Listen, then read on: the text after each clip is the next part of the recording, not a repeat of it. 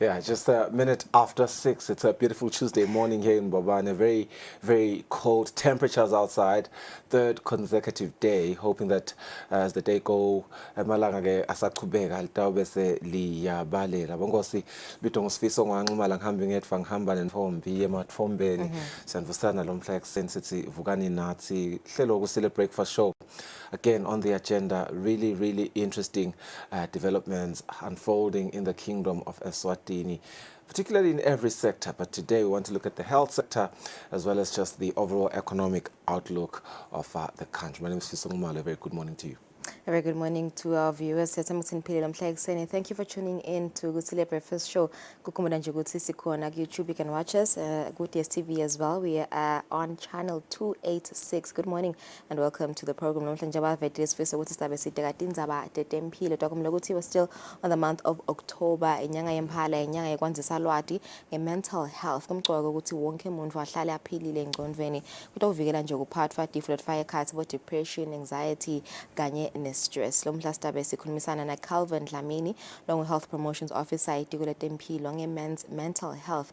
Njoba bobabe nabo bayakhathateka emoyeni kapheke ngoba bathathwa njengebantu laba strong bayawafihla ema feelings abo ngoba besaba ukuhlekwa. Sabe sikhuluma ngako lokho ukuthi bona basitakala kanjani empowered le intiphi empowered kumele sitibone kubobabe mangabe bane depression noma ke bangabe ba stressed. Ngikusho kwe Anxiety and Depression Association, 1 in 10 men suffer in mental health issues. Sabe siteka nje letindzaba leti naye Calvin Dlamini ukuthi bobabe yinde kumele bayende ukuze bativikele ukuthi bathole bo depression.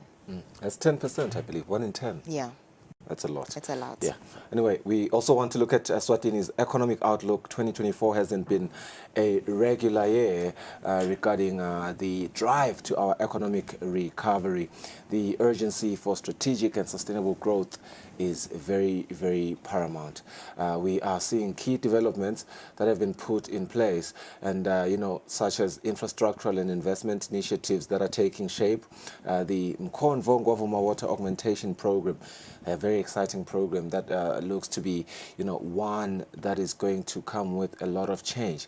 There's also the expansion of the Gekes-Kunusa Road that we saw, as well as the large-scale manufacturing developments like Large Hess Employment Drive. You will remember that one is under the Factory Shell program. I stand to be corrected there, but I'm pretty sure it is under the Factory Shell program, which, we first heard a couple of years ago, and we are starting to see fruits of this ambitious program. So Eswatini's economic outlook is evolving. I think that is the one thing we can agree on.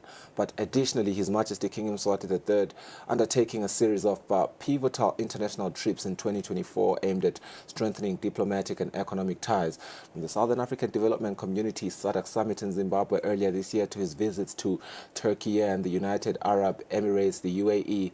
And most recently, we saw him in Italy and should be yesterday in Serbia. His proactive engagement is part of a broader strategy to attract foreign direct investment as well as bolster Eswatini's presence on the global stage. Sanales Bia, our economist, is going to help us discuss the implications of these developments on the economy. We are joined by him this morning at 6:30. We'll unpack what these projects mean for Eswatini's future. I beg your pardon. Yeah, that's right. At 5 minutes after 6. Stay with us. Manchester Obwele Tamba Imbili Kumapevanzapa.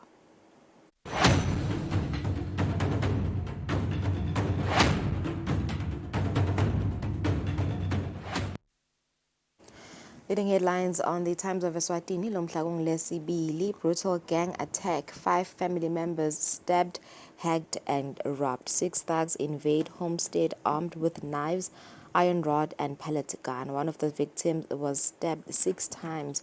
Neighbor not spared. You can read more on page 2.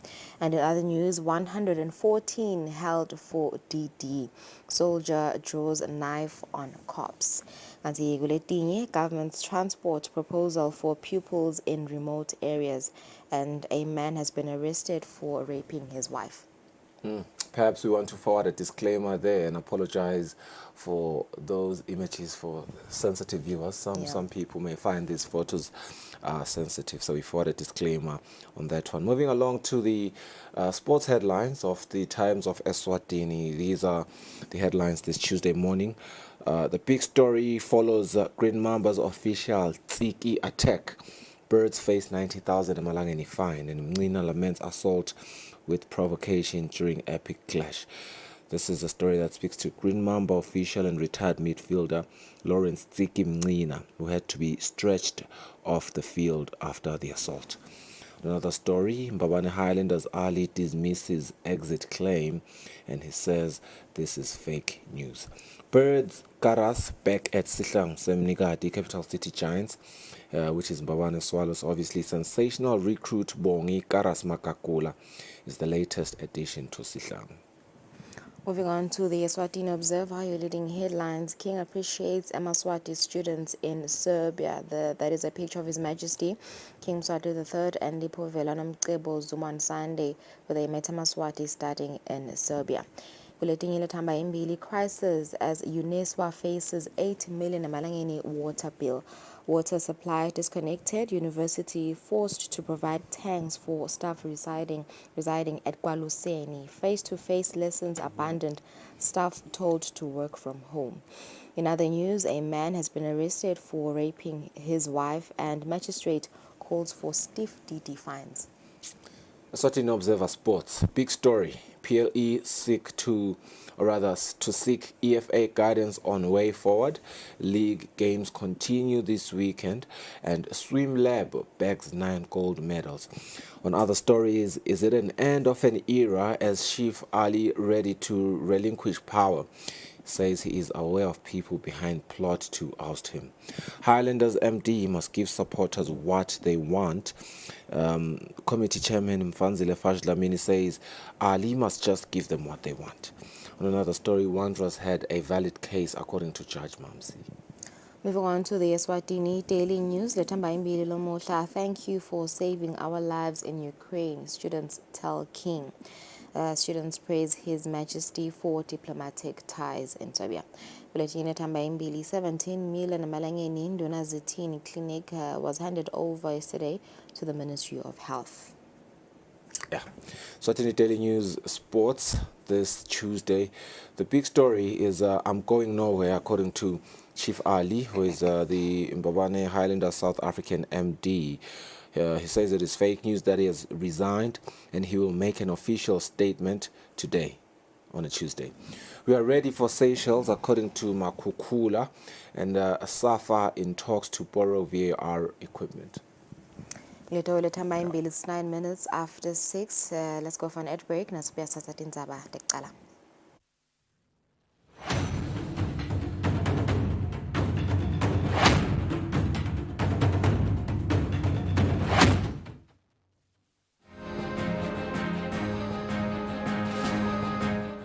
Phela ama-culprits lentisa labantwana letika ngoba umntwana lona 11 lona 12 lona 13 lona 40 lokulala nje usangakakucabanga nangabe kunenombolo which are so horrifying and spine chilling over a very, very short space of time.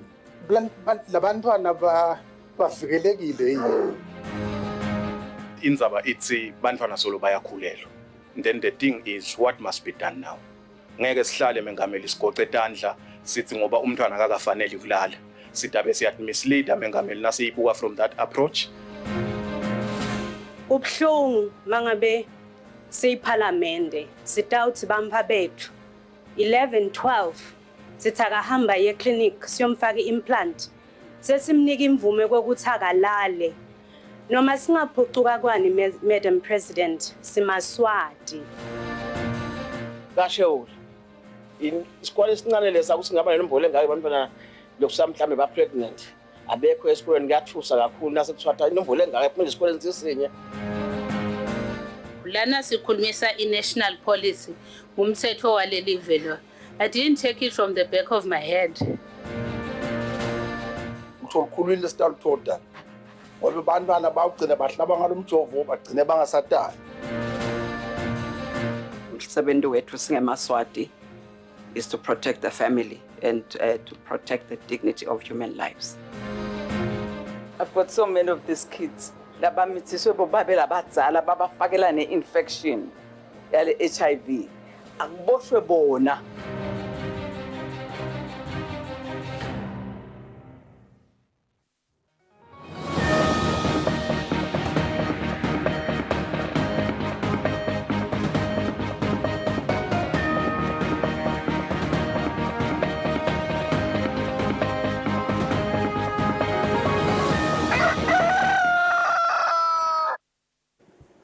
Asimze sinamukele nadidi indzaba tekucala selo semhlaba sithi bafundzi bemaswati labafundza eveni leSerbia babhekeke ukuthi babuye ekhaya nelwati lolutawusita live leSwatini ikakhulukati ngoba liningi labo lenta tifundvo tetebuchwephesha kuchumana netebuciko lokuhlangothi lolubalekile njengoba leSwatini lesemkhankasweni wekugcina libalelwe kumave latfutfukile. Ingonyama bephefumula ngesikhatsi bantfwana bemaswati labafundza eveni leSerbia bayawuvusela kuso silo semhlaba njengoba ingwenyama ikulela leSerbia.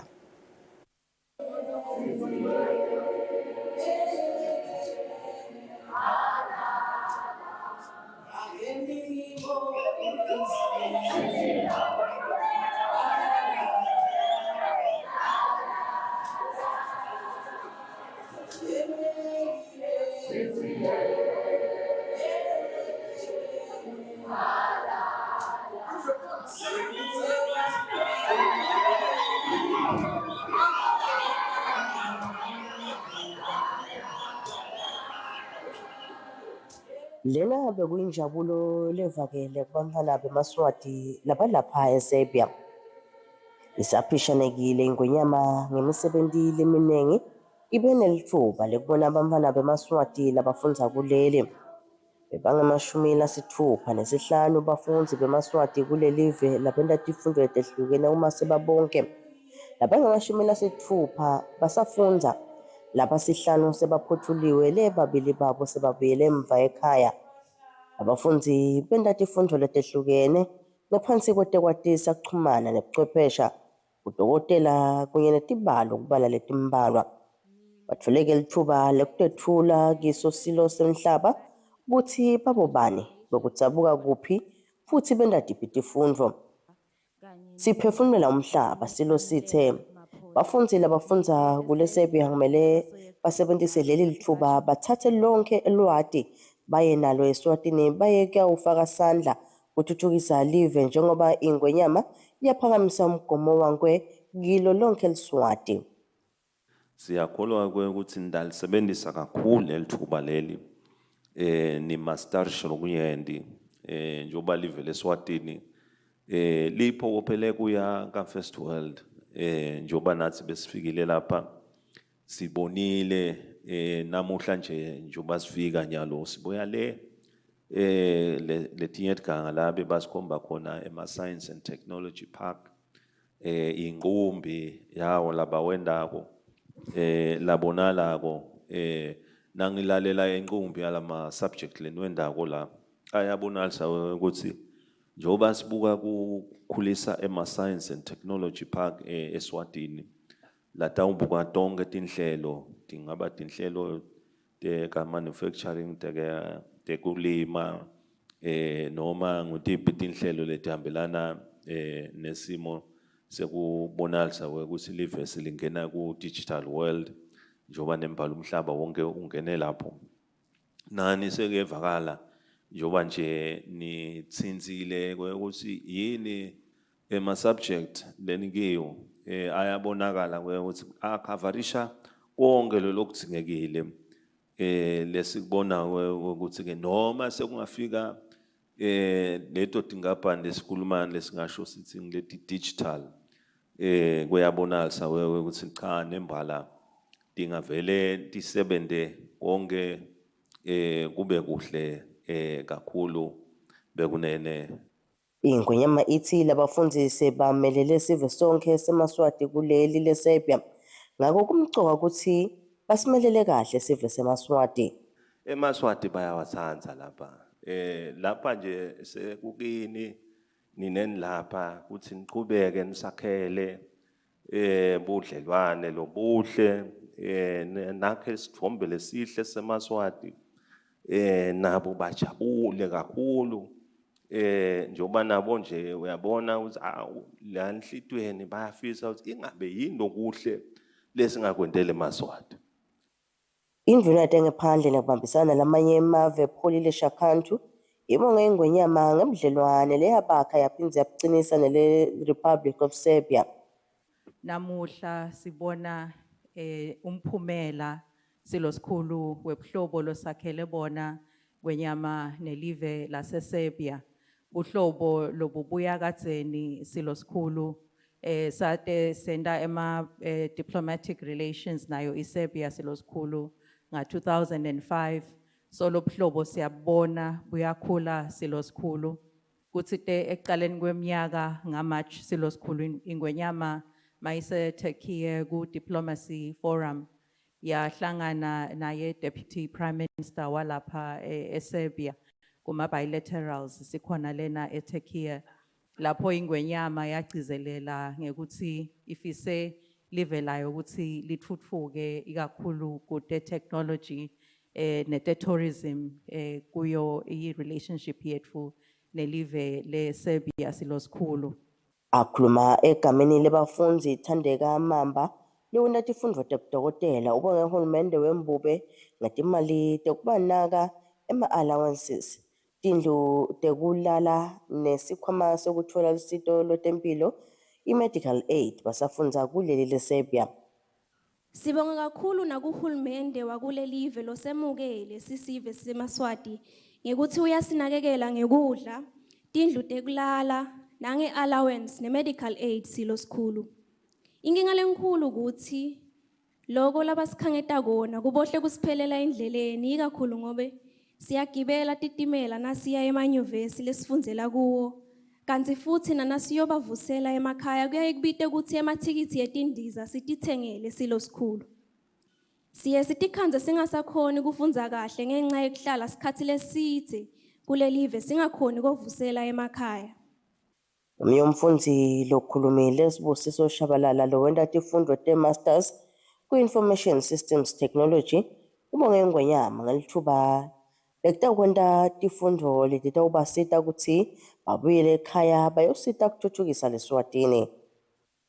Nalokunye silosikhulu bathi angibabongele silosikhulu ukuthi making bilateral relations in Serbia, it has also helped eMaswati ukuthi akhone kufunza letimvo le vision yakho silosikhulu yokuthi ufuna live leSwatini libe i-first world country. Angibekise silosikhulu mina ngimfundzi lomunye wakho bekafundzela i-masters in information systems in technology.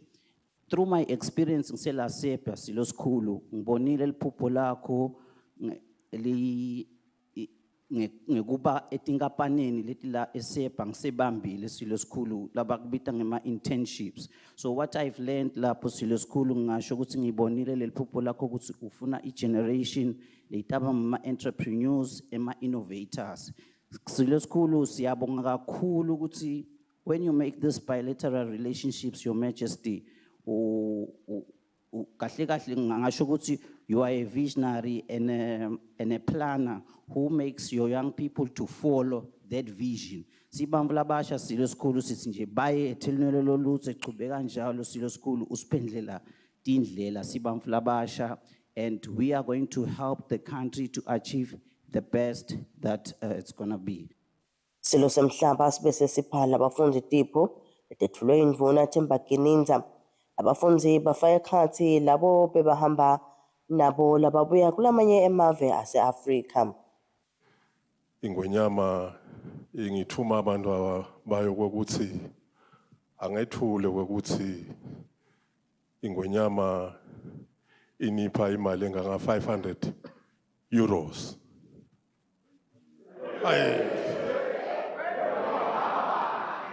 Ngiyo letani lekelela isho njani ngamunye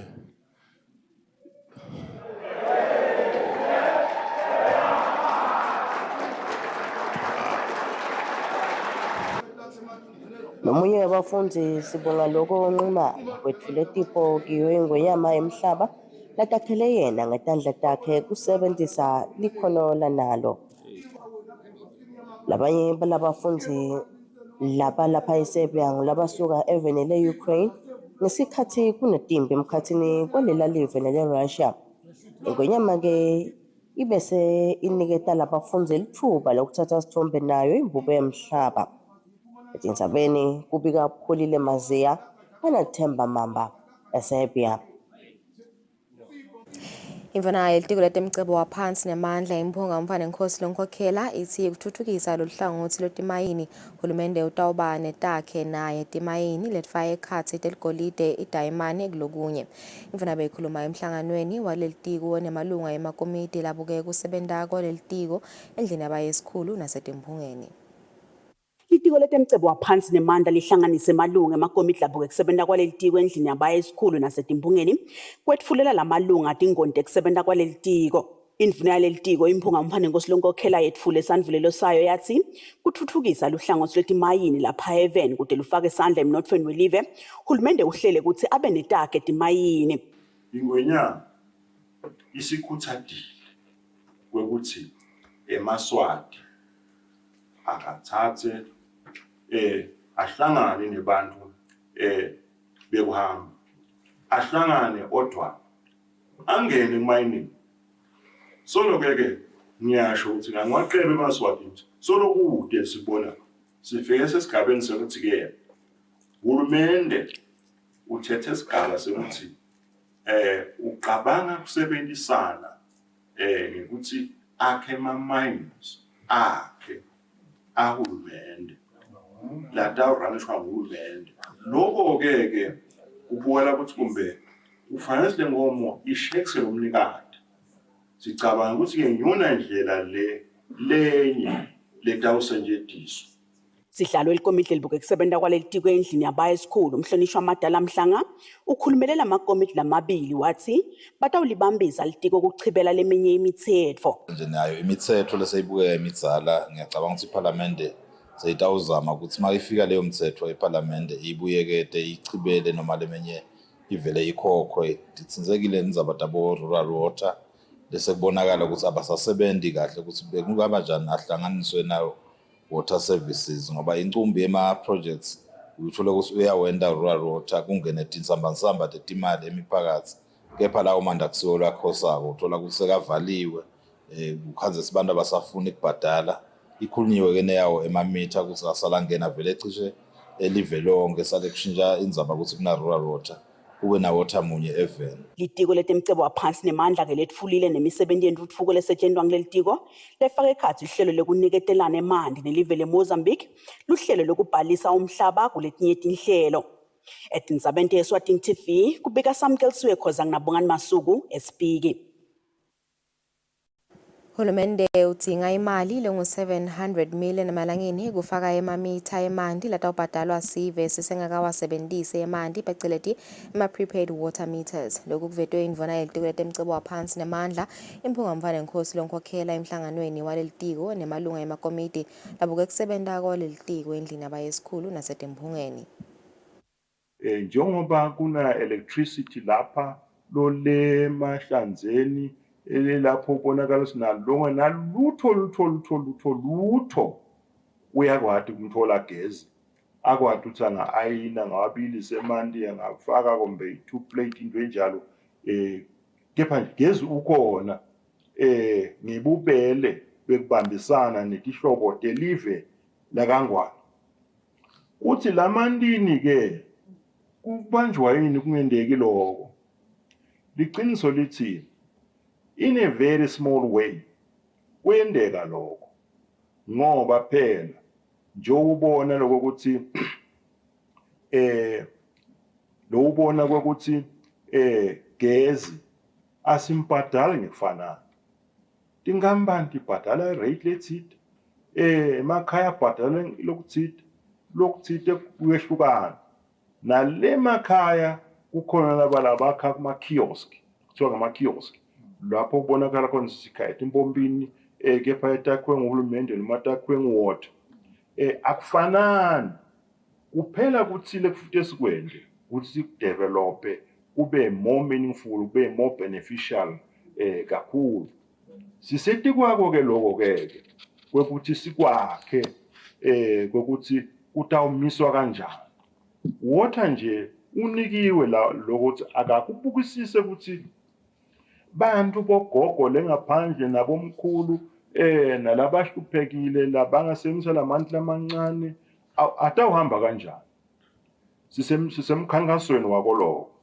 Sisesigabeni sekuthi lawa mitha lokukhala ngawo emafutheni asikhaleke emafutheni yodwana mshana sikhulu simbongale sikhulu sikhala ngelive lonke ukuthi kalithole prepaid meters.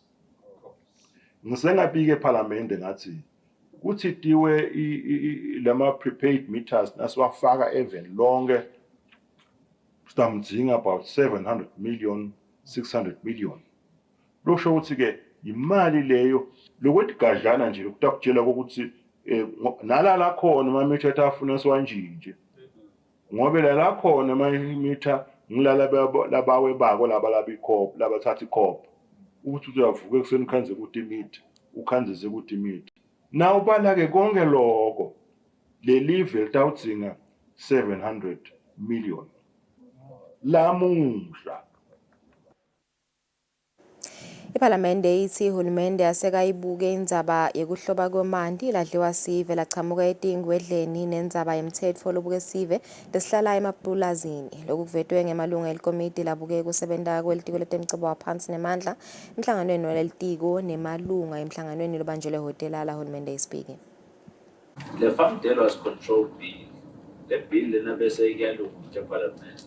Why is the delay nyalo ukuthi sekuphele unyaka futhi solo nani konakala phela bese ikhona seyilungele sokontewa ifuthi ngayo uma bakwendele le bhomo bayatesta manje singathi ukuthi batesta ini sesingeva kahle ukuthi batesta ini uma le groundwater is not safe to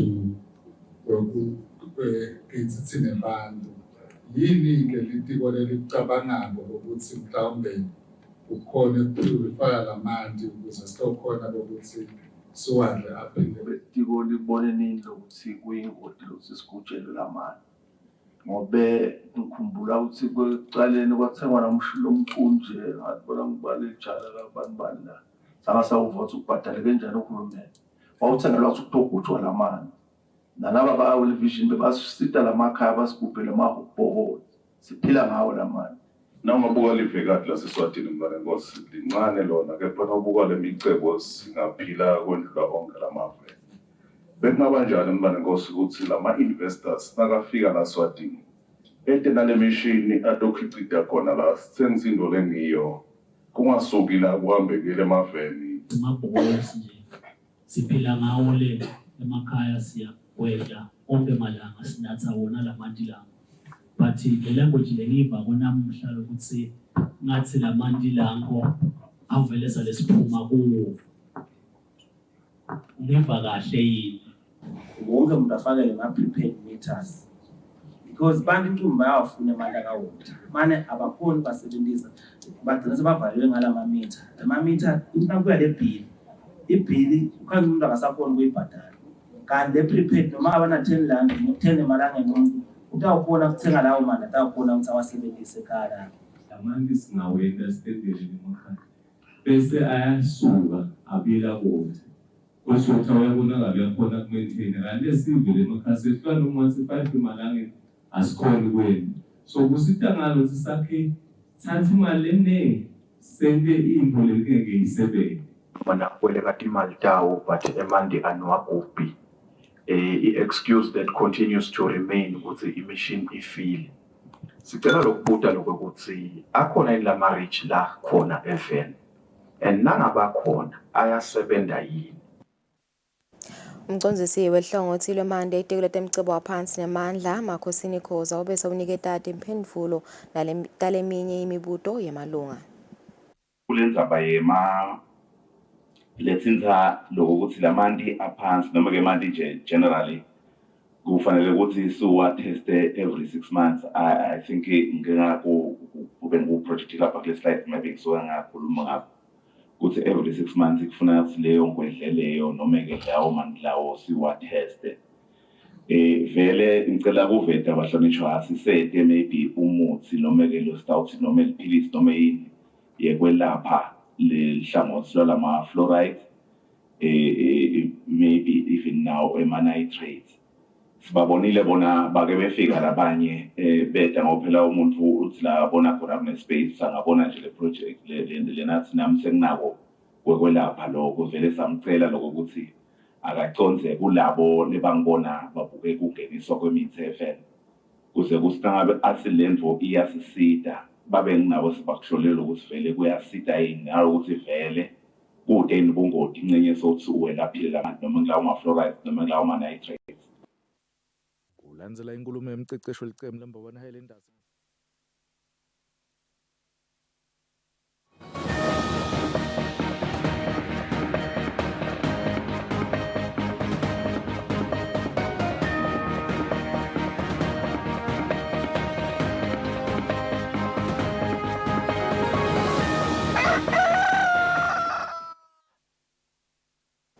Etindzabeni temidlalo umphathi welicembu lembabane Highlanders Ali Khomongwe uthi kunyendi lokwentekako lokungasiko kahle kuleli cembu lokwenta ukuthi lingakhoni ukudlala kahle. Khomongwe uthi kuleli viki utawatisa leli cembu kanye nabalandzeli balo ukuthi utawuchubeka abe ngumphathi waleli cembu noma cha. Uvete lokhu kulandzela lokwavetwa ngumceceshi waleli cembu Mthunzi Gininza ukuthi bakhona abantu labafuna kususa yena Ali kuleli cembu. Gininza wakuveta lokhu ngesikhathi leli cembu likhala phansi emidlalweni ye-MTN Premier League ngemagoli lamabili ecandzeni nalidlala nesesonke FC enkundleni yasenhlangano ngelisonto. Kulandzela inkulumo yemceceshi welicembu lembabana Highlanders Mthunzi Gininza ngesikhathi imbabana Highlanders ikhala phasi kusisonke emidlalweni ye-MTN Premier League ngamagoli amabili ecandzeni enkundleni ye-King Sobhuza II Memorial Inhlangano lapho avetile ukuthi akuhambi kahle kuleli cembu njengoba kukhona abantu labafuna ukucosha umphathi waleli cembu waphenza waveta ukuthi nabo njengebaceceshi baleli cembu abakhona ukwenta kahle umsebenzi wabo. Gininza uvetile ukuthi naye akade ibona achubeka nekucecesha leli cembu.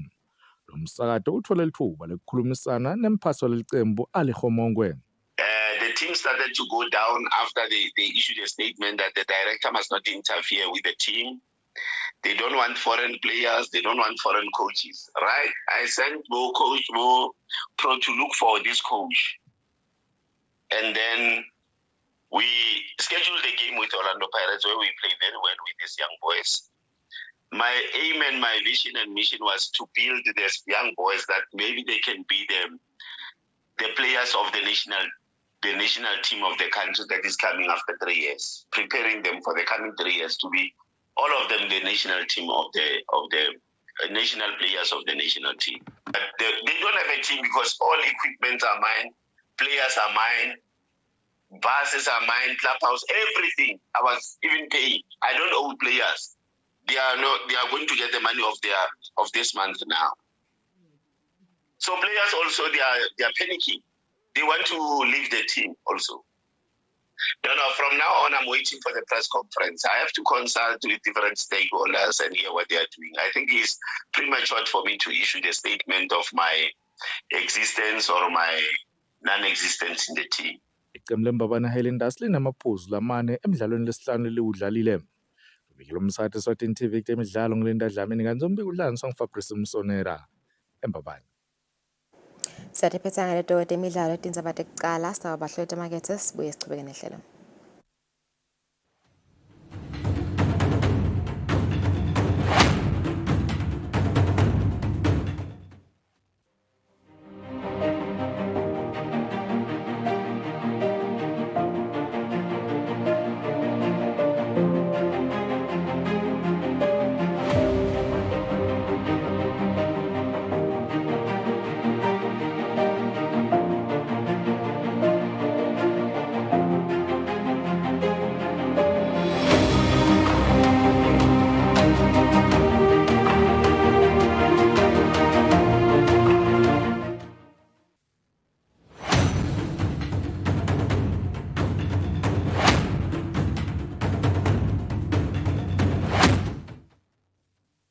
Kude lesinye isikhathi ngaphandle kwalesi aba research bafunze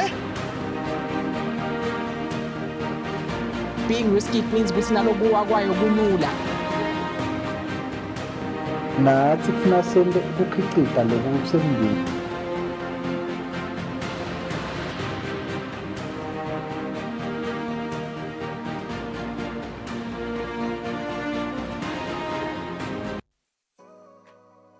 Renewal of TV licenses for 2024 is now open. Here is a quick reminder. A viewer's TV license costs 180 emalangeni per device. Other accessories such as decoders and set-top box cost 50 emalangeni per device. For traders and repairers, TV license costs 300 emalangeni per business area. And now, to pay your TV license, use these following methods. You can use MTN Mobile Money with the number 76222000 or dial *007*3*7#, or you can use Eswatini Imali.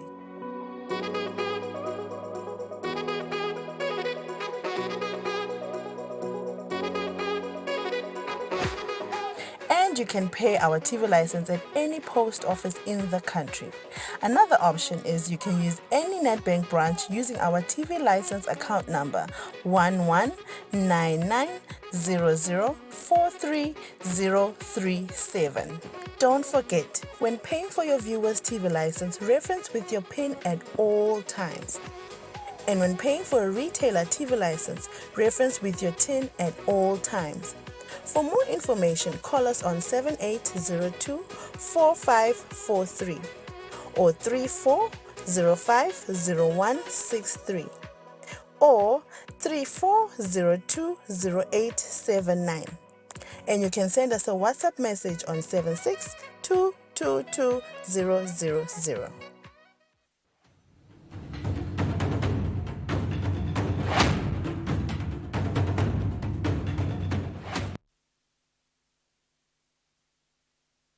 Back to the program. Eswatini still navigates a critical juncture in its economic recovery, and the need for strategic sustainable growth has never been more pressing.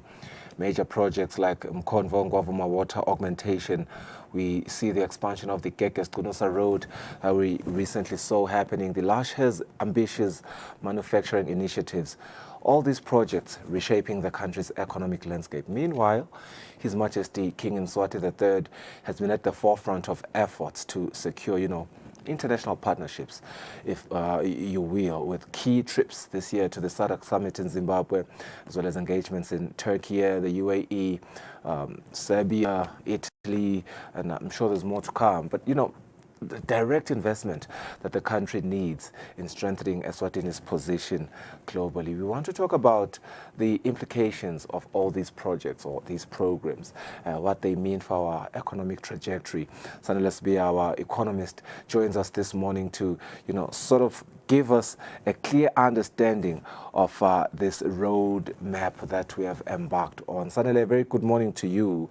Very recently, we, were spoiled to the government policy statement, which articulates a lot of, ambitions with regard to our economic recovery as the country. But maybe we can start at, this exciting project, Mkonvo Ngwavuma water augmentation program, aiming at securing water resources in a region that is vulnerable to drought. How critical is it?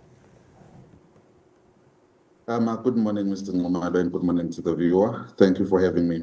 So what we are seeing with the Mkonvo Ngwavuma Dam is actually one of those projects that is long overdue, given the region. It's one of the regions that lag behind in terms of overall development in the country.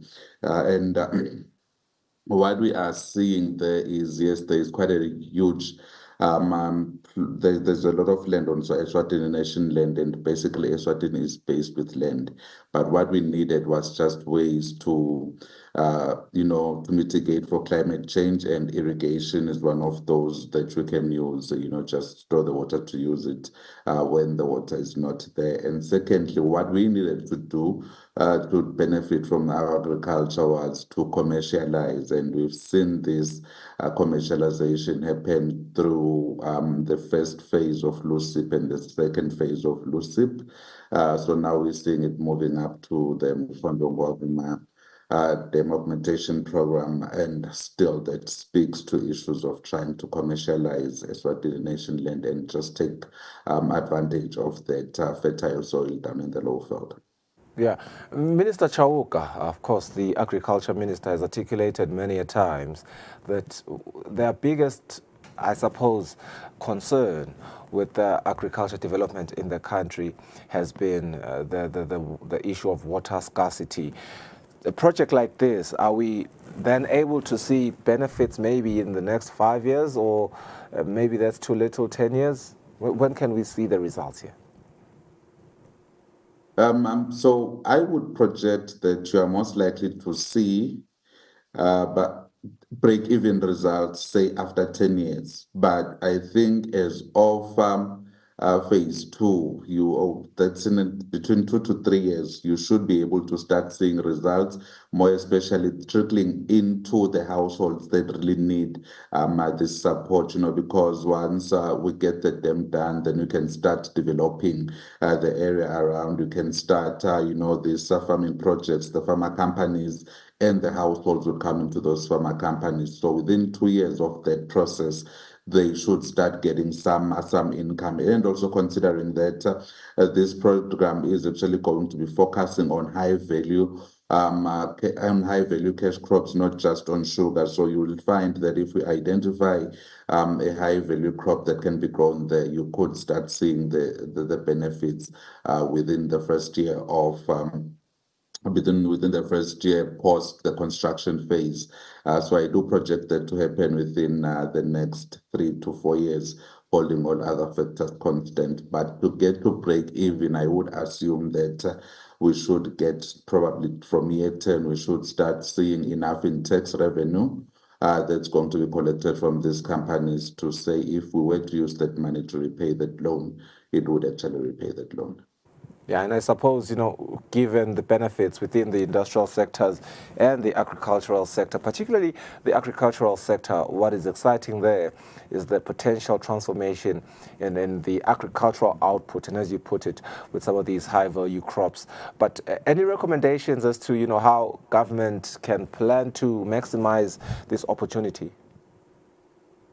Thank you, Ngumalo. So I think when it comes to such infrastructure programs, when we think of it within the landscape of the country, the one thing that we always advise government to do is can we make sure that it is done within budget and on time? Because what we are not doing, because when we are not delivering this project on time, we are postponing we are postponing the rate at which we can get our people out of poverty. So I think that's the one thing that we need to do.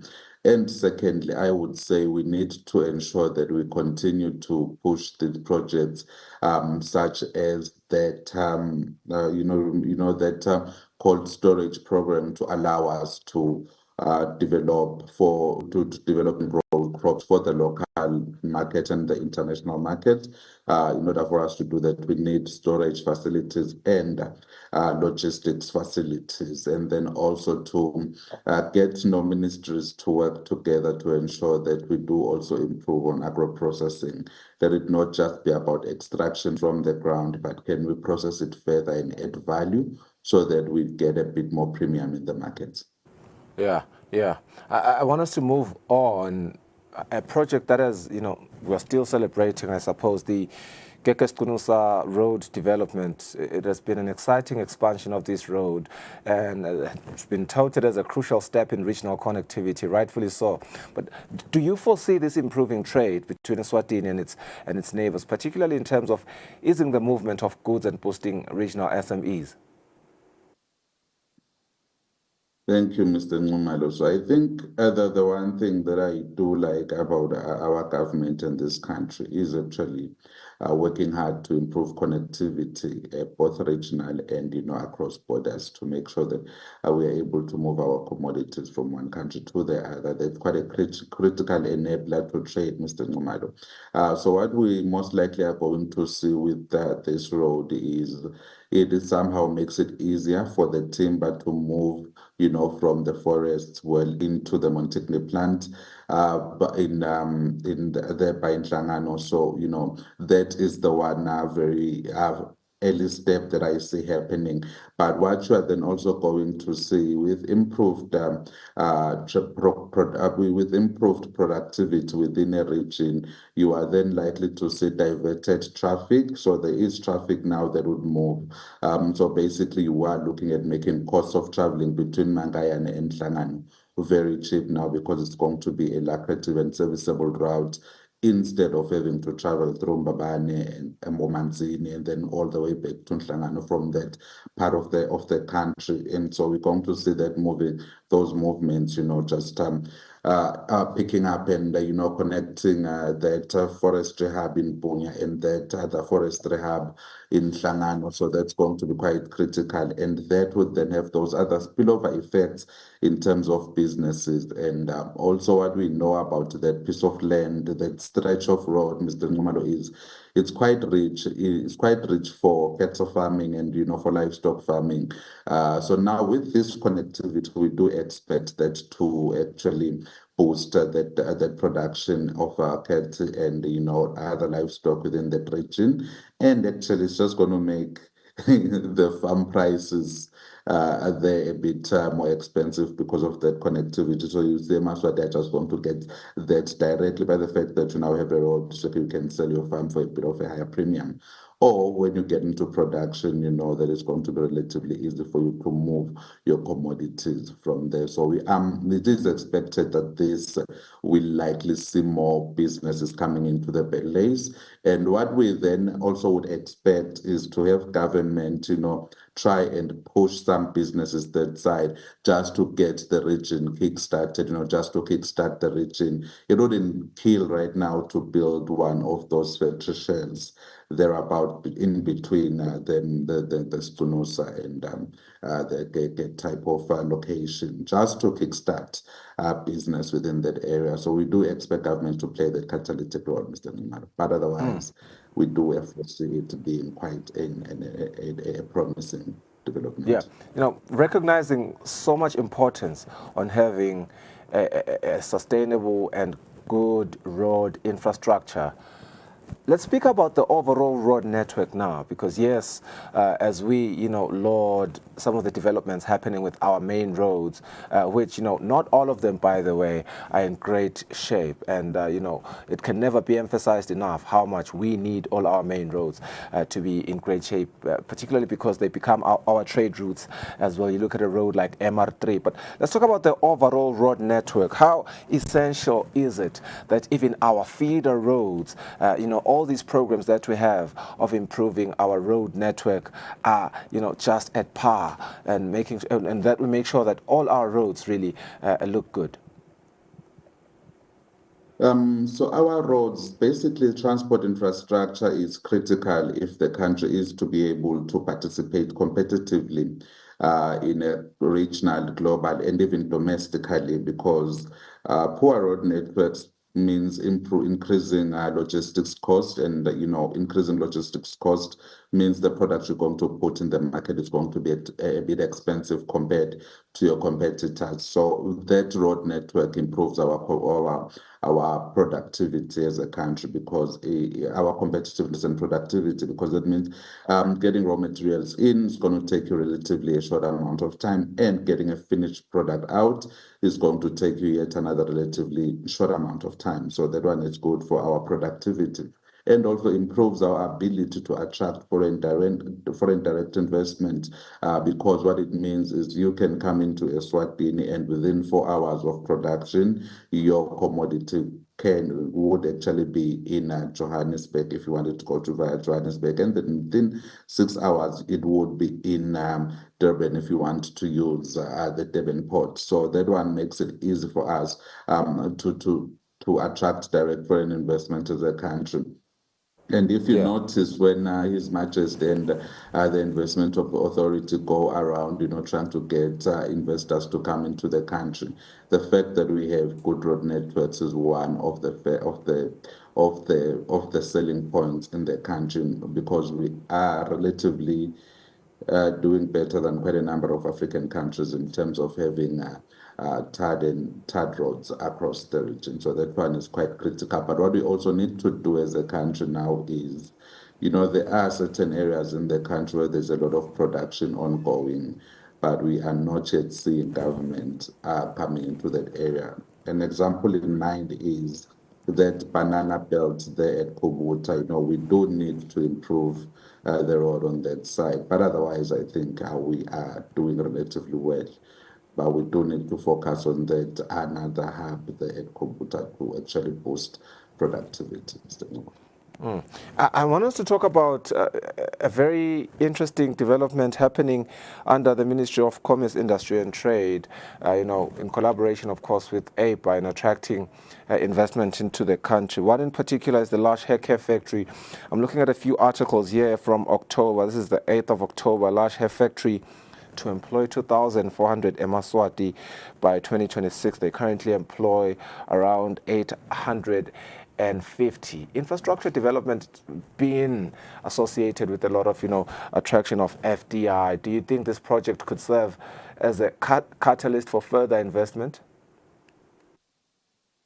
Oh yes, Mr. Numalo, it would actually serve as a catalyst for further investment, and it actually makes a business case for the country if you have a company conglomerate like the large conglomerate coming in and setting up and being able to ensuring that you can be profitable from having this base within the Kingdom of Eswatini, and you can utilize these regional trade agreements that the country has.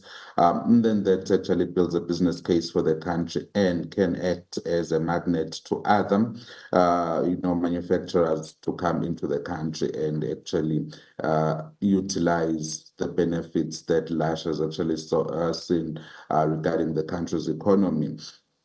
And that one is quite critical, Mr. Nxumalo, and we need more of those to take up our people, because our people need jobs, Mr. Nxumalo. So we need to see that drive. Are these kind of jobs then sustainable in the long term for our local economy? What we need, Mr. Nxumalo, there would be to plan the way we are looking at our investor package. I mean, if you look at the investment policy, it does now push for, a skills transfer, because I think that's what we need, number one. Yeah. The skills transfer, we need to transfer the skills to Eswatini, not just the skills of making the product, but also we need Eswatini to be able to start and run such factories. So one would then expect that we expect the investment authority through that investor policy and roadmap to start linking domestic SMMEs with the likes of large investors, so that they are also growing this type of skill, and that is actually going to sustain the economy that way. And also we need to find ways of saying, how can we plan on utilizing the skills? Because we cannot run away from the fact that Lash is actually skilling these Eswatini in a certain dimension within their production process.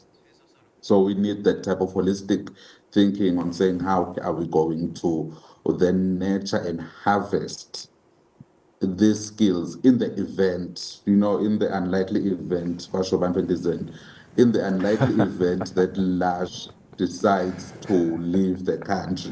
We need to always have those tentative plans in business, Mr. Nxumalo. Otherwise, without those plans, then we may then start thinking and worrying about sustainability, when the problem is not sustainability, it's just poor planning and how we utilize the resources. So here's my conclusion from our discussion. Eswatini is indeed open for business. Certain industries are ripe for, development right now or for investment. What we are seeing the king do with his continued drive for FDI, very essential right now. And our biggest hope right now is that everything happens as fast as it can, and that there may be no corruption as all these things happen. Otherwise, the wheel is on the ground, the rubber is on the ground. All we can do right now is just pray for no corruption, and that people are earnest and honest as they endeavor in the, implementing these developments. Sanele, thank you so much for your time this morning, and thank you to our viewers for staying with us on this segment. We'll go for a quick ad break, and we'll be back shortly.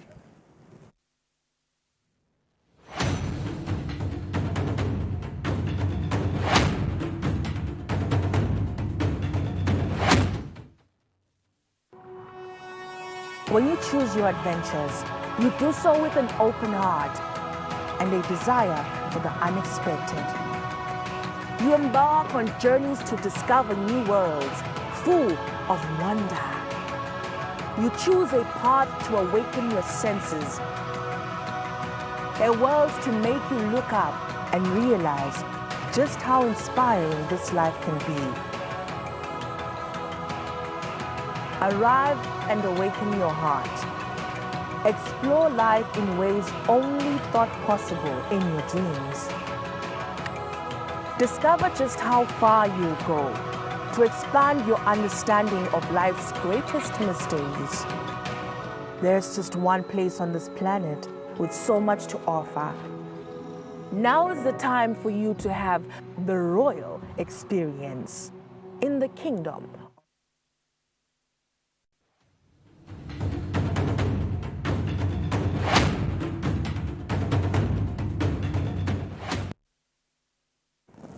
Ngosilehle solo nibukela ikusile breakfast show uhlelo lwangalesibili kulesikhathi labasipopolela emigwaqo ukuthi ngabe lo muhla ime kanjani sebavele beme ngemumo kusipha leyo mibiko leyo Mtolo siyakuvusela lo mhla ekuseni ngabe simo semigwaqo sikanjani namhla Ngikuvusele Nxumalo ngivusele naye umbukeli wemsakazo imigwaqo yelivela kaNgwane sesihlolile singumbutho wemvubene sive imigwaqo leminingi yelive iyashelela kwadise phela kwekusibe solo lina kanti kuletinye indzawo solo umkhemetelo siyawubona siyakhuthaza nje kwekuthi bashayeli basasebenzisa yona imigwaqo abalimiphise kakhulu litubane kwadise phela ukuthi na uhamba ngelitubane lelisetulu leyo moto lo igcina seyingasakhoni kwekuthi ilawuleke kusho ke kwekuthi basalandelana khona emadolobheni nakuyo imigwaqo lemikhulu abantu esiqiniseko kwekuthi balandzelana ngetigaba letifanele letingenta kwekuthi nangabe sekunekhona bungozi lobukhona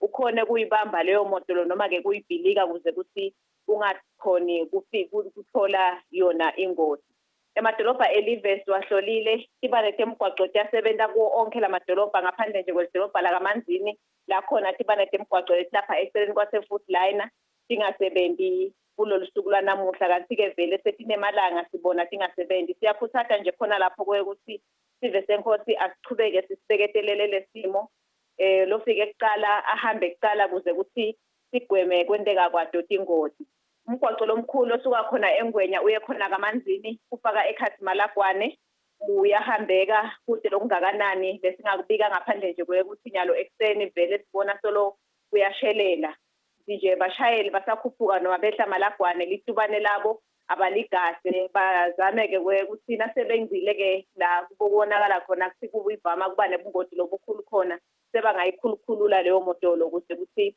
baphephe basayisebenzisa imigwaqo edolobheni la kumathapha sihlolile nakhona lesikunaka konyalo linani lebantu labahamba ngetinyawo khona eceleni kwemigwaqo nalaba awelako libonakala lilikhulu kakhulu nje bashayeli basasebenzisa leyo migwaqo lekhona kumathapha abanake kakhulu labahamba ngetinyawo kwathi sephela kwekuthi ngetithuba tasekuseni bayavama lokhu bese sebangcuzeka noma ke sebashayiseka lokho ke bese sekuthi bangela ingozi letinenge sengephetha nje msakadi naye umbukeli ungabakhuthaza nje bona labahamba ngetinyawo ikakhulukazi kule migwaqo lemikhulu yelive umgwaqo losuka khona eNgwenya uye khona kaManzini nawo losuka kaManzini uye khona eSiphuphe leyo migwaqo leyo kunetindzawo letakhelwe bona abantu betinyawo ukuthi basisebenzise kuze ukuthi bawele baphephile siyakhuthaza ke ukuthi abantu labahamba ngetinyawo abatisebenzise leto tiqanqo kuze ukuthi baphephe basawusebenzisa umgwaqo kubuhlungu kakhulu ukuthi umuntu ashayiseke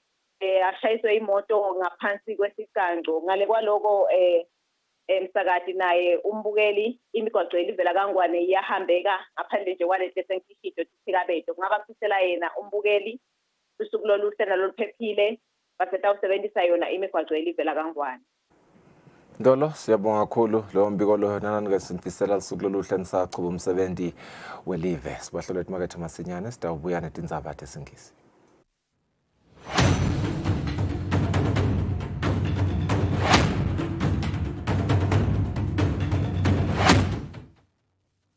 Be sure to catch Business Watch every Wednesday between 2 p.m. to 3 p.m., where we feature the latest updates on business news, market trends, and exclusive interviews with industry leaders, as well as insights on emerging small and medium enterprises in the commercial sector. Business Watch, your business leader.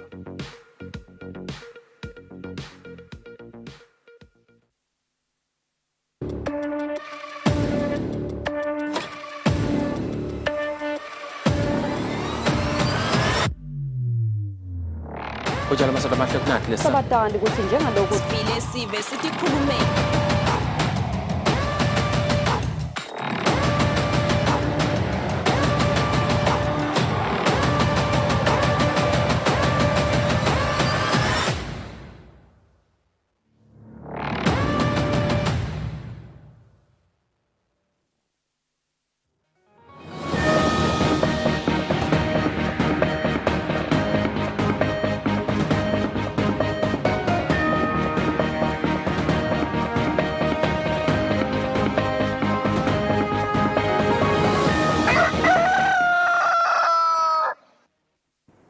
Welcome back. These are the news at 7. His Majesty King Mswati III says students from Eswatini who are currently studying in Serbia are expected to go back home with knowledge and expertise, as most of them are doing courses under information and technology, which is a critical sector as the kingdom is striving towards attaining first world status.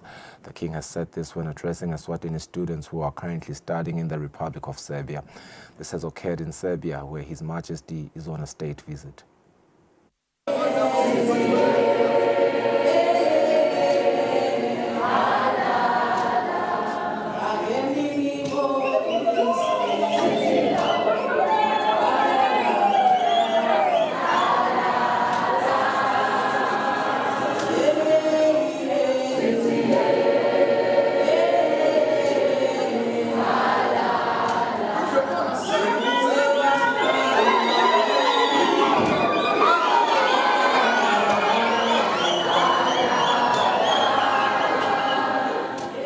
This is the gratefulness and joyfulness that the students that are currently here in Serbia expressed before His Majesty.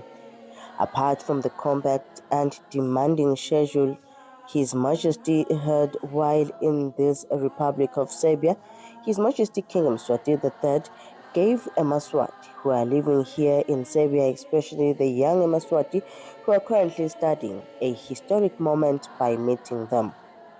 There were about 65 students who enrolled with various institutions in various courses in total. 60 are still studying, while 5 have graduated and 2 of those have returned back home. The students are enrolled under information, communication and technology sectors, medicine and banking courses, just to name a few. The students had an opportunity to introduce themselves to His Majesty and also reveal where they come from and what courses they are currently studying.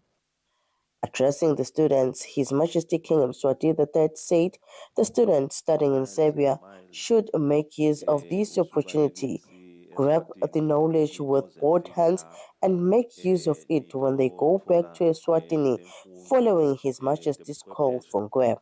Siyakholwa ukuthi ndalisebenzisa kakhulu elithuba leli nimastarisha lokunyendi njoba live leSwatini liphokophele kuya ka First World njoba nathi besifikile lapha sibonile namuhla nje njoba sifika nyalo sibuya le letinye tiganga la bebasikhomba khona ema Science and Technology Park inqumbi yawo labawendako labonalako nangilalela inqumbi yalama subject lenwendako la ayabonalisa ukuthi njoba sibuka kukhulisa ema Science and Technology Park eSwatini latawubuka tonke tinhlelo tingaba tinhlelo te ka manufacturing te kulima noma ngutiphi tinhlelo letihambelana nesimo sekubonalisa ukuthi live selingena ku digital world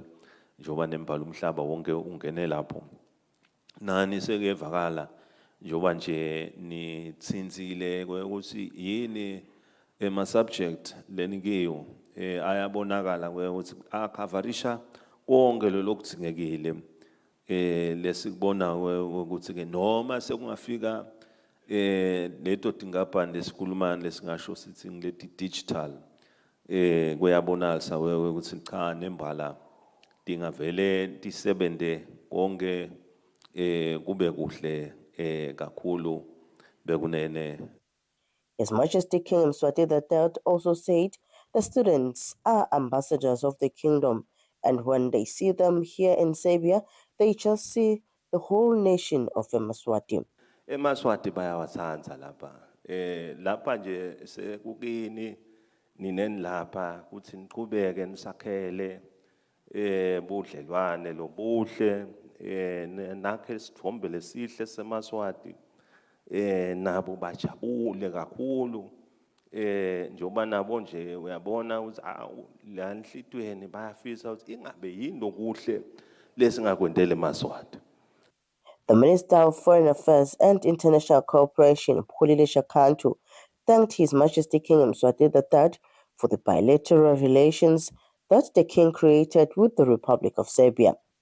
Namuhla sibona umphumela silosikhulu webhlobo losakhele bona kwenyama nelive lase Serbia.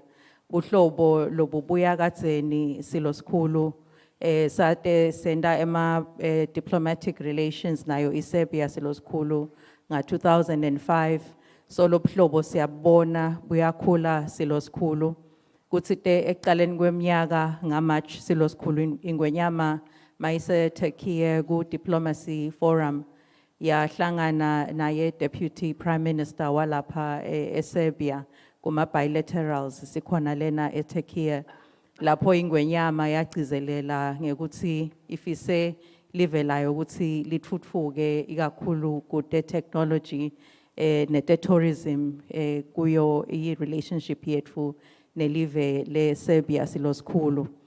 Speaking on behalf of the students, Tandega Mamba, who is currently studying medicine, thanked His Majesty's government for the allowances, the housing and medical aid that they receive while studying here in Serbia. Sibonga kakhulu nakuhulumende wakule live losemukele sisive seMaswati ngekuthi uyasinakekela ngekudla, tindlu tekulala, nange allowance ne medical aid silosikhulu. Inkinga lenkulu ukuthi lokho labasikhangeta kona kubohle kusiphelela endleleni ikakhulu ngobe siyagibela titimela nasiya emanyuvesi lesifundzela kuwo kanti futhi nanasiyobavusela emakhaya kuyaye kubite ukuthi emathikithi yetindiza sitithengele silosikhulu. Siye sitikhanze singasakhoni kufundza kahle ngenxa yokuhlala sikhathi leside kule live singakhoni kovusela emakhaya. Another student, Sibusiso Shabalala, studying a master's in information systems technology, thanked His Majesty for such an opportunity and further promised that they will go back to Eswatini and make use of the knowledge towards developing the kingdom. Nalokunye silosikhulu bathi angibabongele silosikhulu ukuthi making bilateral relations in Serbia, it has also helped eMaswati ukuthi akhone kufunza letimvo le vision yakho silosikhulu yokuthi ufuna live leSwatini libe i-first world country. Angibekise silosikhulu mina ngimfundzi lomunye wakho bekafundzela i-masters in information systems in technology. Through my experience ngisela Serbia silosikhulu ngibonile liphupho lakho ngekuba etinkapaneni leti la eSerbia ngisebambile silosikhulu labakubita ngema internships. So what I've learned lapho silosikhulu ngisho ukuthi ngibonile leliphupho lakho ukuthi ufuna i-generation letaba ama entrepreneurs ema innovators. Silosikhulu siyabonga kakhulu ukuthi when you make these bilateral relationships, Your Majesty, kahle kahle ngisho ukuthi you are a visionary and a planner who makes your young people to follow that vision. Sibamvu labasha silo skulu sithi nje baye ethelunelo lolutho echubeka njalo silo skulu usiphendlela tindlela sibamvu labasha, and we are going to help the country to achieve the best that it's going to be. His Majesty King Mswati III gifted each student in Serbia. This announcement was made by Indvuna Tembakinenza. His Majesty did not only gift eMswati, but also the students from other African countries who were part of this event. Ingwenyama ingithuma abantu bayo kokuthi angethule kokuthi ingwenyama inipha imali engaka 500 euros.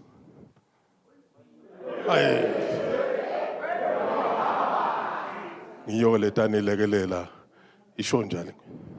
Ngamunye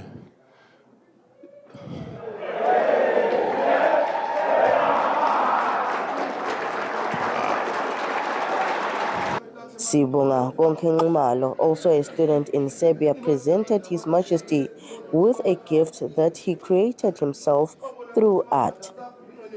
Some of these students are the ones that returned from Ukraine when the war between Ukraine and Russia began.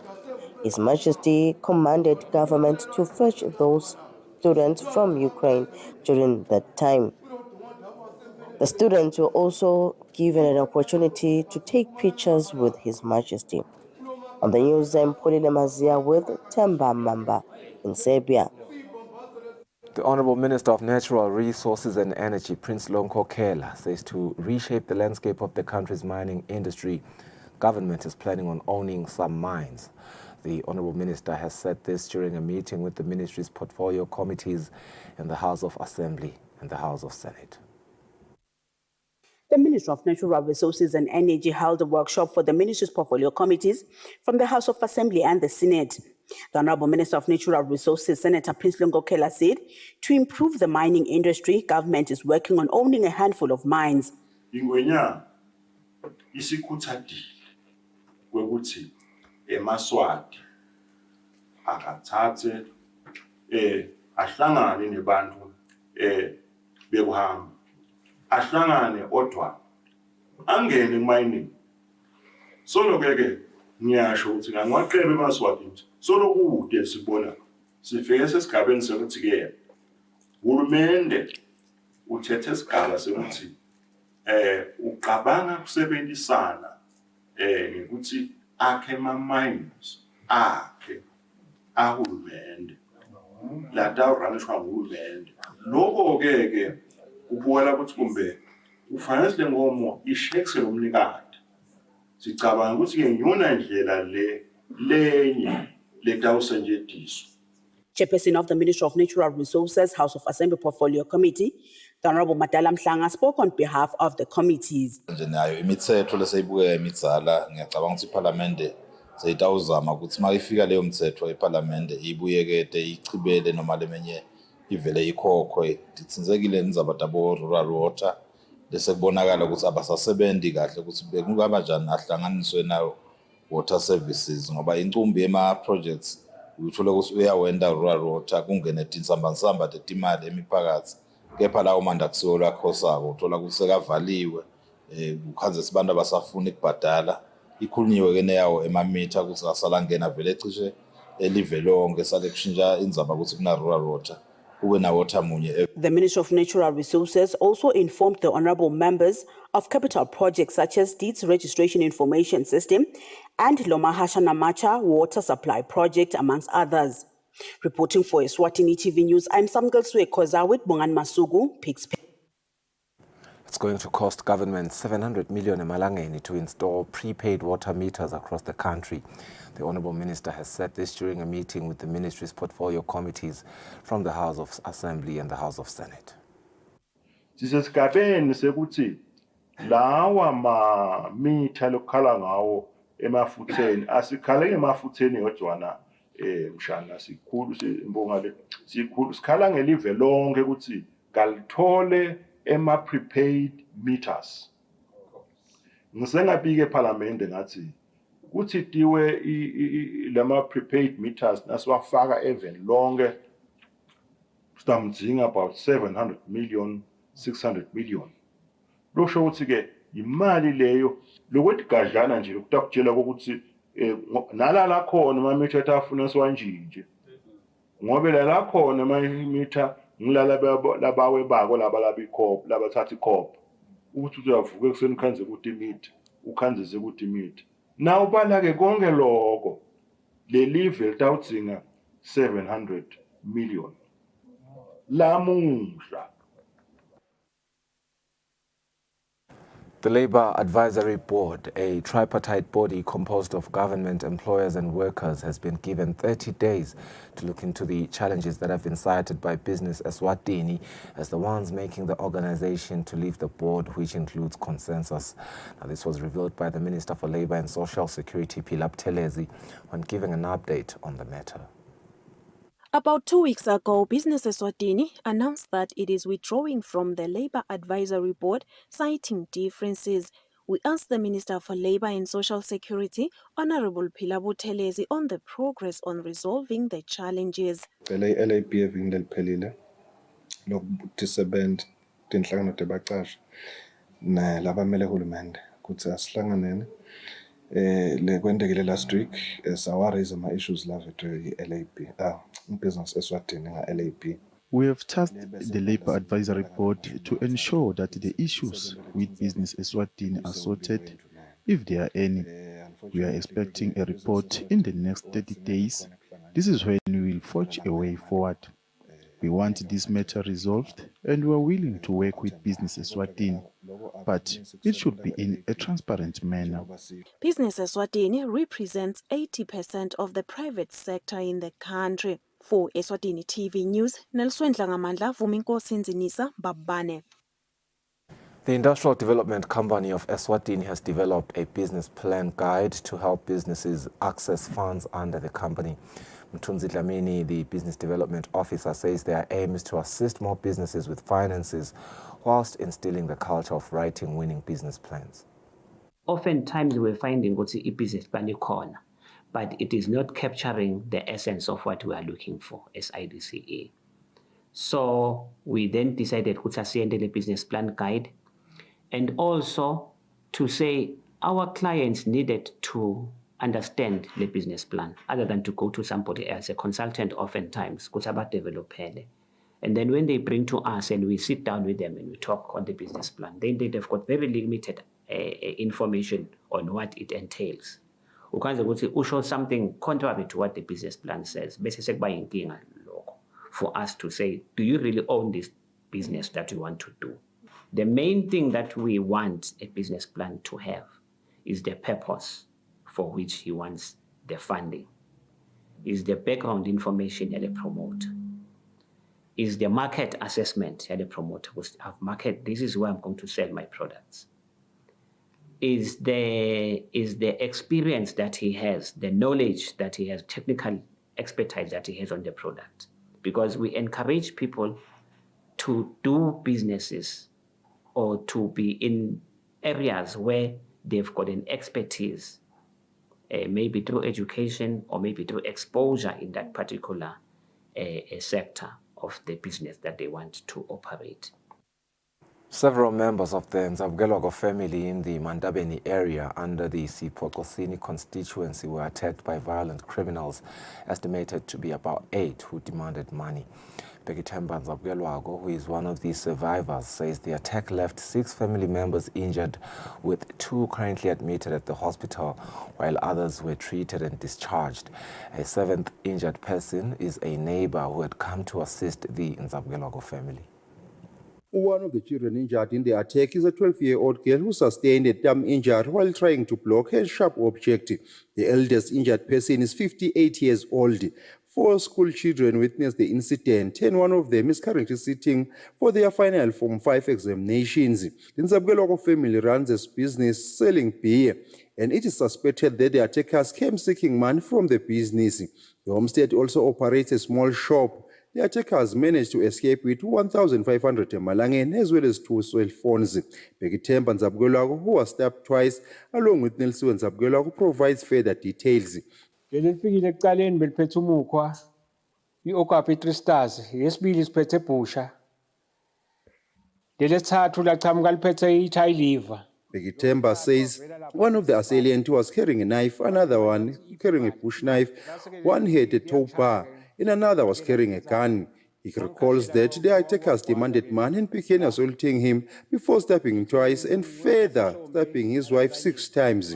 Meanwhile, Nesiwe explains that she ran to the crop fields where she lay down. One of the attackers walked over her but did not notice her. She believes that if he had found her, he would have killed her.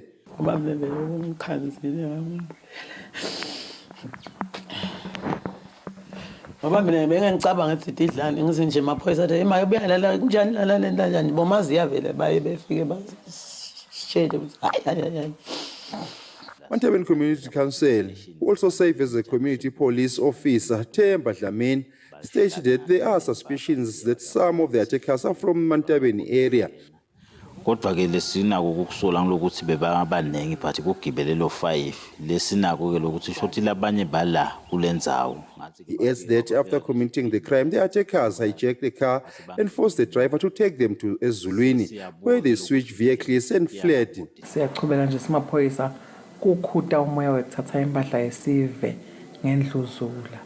Chief Police Information and Communications Officer Phindile Vilakati confirms the attack on the family members. She urges anyone with information that could lead to the arrest of the suspects to contact the police. She assures the public that the police will leave no stone unturned in their investigation. For Eswatini TV News, Fortune Dlangamandla, Mantabeni.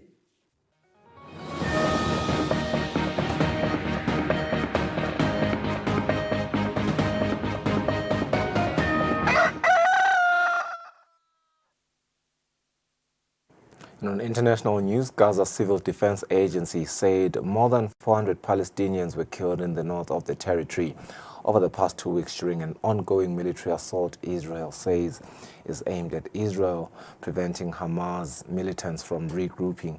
Now, the military launched a sweeping air and ground assault targeting northern Gaza on October 6. Viewer discretion is advised. At this crowded hospital in northern Gaza, some patients are treated on the ground, while others wait for hours for help. An Israeli bombardment late on Saturday left scores dead or missing in the town of Beit Lahia and dozens injured, according to the Gaza Health Ministry. The Israeli army says the death toll is exaggerated and inconsistent with its own information. Rescue efforts continued on Sunday, but were slowed by displaced civilians and debris blocking the roads. According to Oxfam, the situation in the Gaza Strip remains immensely dire. We've heard of just like absolute deprivation, no supplies. One of my colleagues, all they had last week at one point was bread and 2 cans of peas for 10 members of their family. Israeli military operations in the north blocked the arrival of food aid for much of October, although aid trucks from Jordan were allowed to start crossing the border again on Monday. Oxfam says 6 workers employed by its partner organizations were killed in the Gaza Strip recently, but not all the details are clear. Phone and internet communications have been cut off for a week. I've called my colleagues who are in Gaza City, asking them about what's happening in the north, and nobody has communication with the north. Other organizations are also reporting casualties. According to the United Nations, nearly 300 aid workers have been killed in Gaza, including 7 team members from Doctors Without Borders. Cubans took to the streets in protest as widespread blackouts stretched into their 4th day. Their concerns heightened as Hurricane Oscar crossed the island's eastern coast with winds and heavy rain. Now, in Santos Suarez, part of a populous neighborhood in southeastern Havana, people went into the streets banging pots and pans in protest on Sunday night. Swells pounding the coast. Winds hitting homes at 120 kilometers per hour. Oscar, the Category 1 hurricane, was downgraded to a tropical storm as it made landfall in Cuba. Oscar, it must be said, is already on Cuban land. It made landfall near the city of Baracoa on Sunday at around 6 p.m. But such weather warnings on television were not able to be transmitted into many homes. For even before the storm hit, Cuba's been grappling with a nationwide power outage. It is one of the worst blackouts in years. On Friday, the power grid failed across the country when the island's biggest coal-fired power plant suddenly stopped working. After days without electricity in the sweltering Caribbean heat, the situation for many Cubans has become untenable. It's been 3 days since the electricity has not come on, not even for a moment. There's no water, there's no food, it's all going rotten. I feel like crying and screaming. I really don't know what I'm going to do. Living in the pitch black, as soon as the sun goes down, many Cubans protested by banging pots and pans. Authorities said they're doing the best they can to turn the lights back on in what they're calling an energy emergency. When there is a power outage, one feels powerless. Without electricity, there is no water, no production of medicine, no food collection. Electricity is essential and it affects everything. It creates an annoyance. It's an annoyance for all. The outage and Tropical Storm Oscar come as Cuba is in the midst of its worst economic crisis since the fall of the Soviet Union. Soaring inflation and a lack of basic goods are commonplace, and embargoes from the U.S. mean that acquiring fuel and nearby help are all the more difficult. Moldovans voted by a razor-thin majority in favor of securing the country's path toward European Union membership. Electoral data showed on Monday following a ballot that nearly caused a major setback for the pro-Western president, who accused criminal groups of trying to undermine the vote. Moldova's pro-Western president headed for a runoff early November after failing to secure an outright majority. Sunday's presidential election also included a referendum on amending the constitution. But with virtually all the votes counted, the move to commit to joining the EU appears to have passed with the thinnest of margins, and Moldova's president blames the outcome on foreign interference. Criminal groups, working together with foreign forces hostile to our national interests, have attacked our country with tens of millions of euros, lies and propaganda, using the most disgraceful means to keep our citizens and our nation trapped in uncertainty and instability. President Maia Sandu's meddling claim didn't go unnoticed by Moscow. The Kremlin is now demanding proof after noting it saw anomalies in the vote count. The indicators that we are currently seeing, that we are monitoring, and the dynamics of their changes, of course, raise many questions. The outcome from Sunday's election is far from the pro-EU endorsement Moldova's president had been hoping for. Voters in the country are now unsure of what comes next. People didn't understand the question well enough. Some thought that we will enter the European Union the following day, and that could have created some fears. It's sad for me. I absolutely cannot understand why it happened like this. All aspects of life and perspectives show that we should be in the EU. Sunday's referendum was seen as a test on whether the former Soviet republic would escape Moscow's influence. But with the result on joining the EU wafer thin, the tug-of-war between Russia and the West over Moldova's future looked set to continue.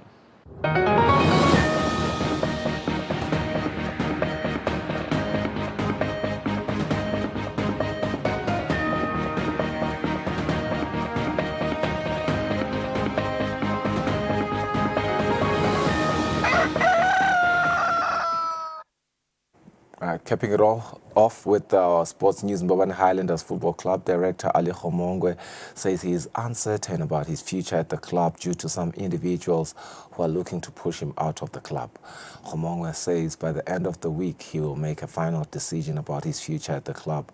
Now, Highlanders are currently number 12 on the current MTN League log standings with 4 points in 5 games played so far. The team started to go down after they issued a statement that the director must not interfere with the team. They don't want foreign players. They don't want foreign coaches, right? I sent Mo Pro to look for this coach. And then we scheduled a game with Orlando Pirates where we play very well with these young boys. My aim and my vision and mission was to build these young boys that maybe they can be the players of the national team of the country that is coming after 3 years, preparing them for the coming 3 years to be all of them the national team of the national players of the national team. But they don't have a team because all equipment are mine, players are mine, buses are mine, clubhouse, everything. I was even paying. I don't owe players. They are going to get the money of this month now. So players also they are panicking. They want to leave the team also. From now on, I'm waiting for the press conference. I have to consult with different stakeholders and hear what they are doing. I think it's premature for me to issue the statement of my existence or my non-existence in the team. All right, that marks the end of our news. Let's look at our weather forecast. We'll be back shortly with an interview.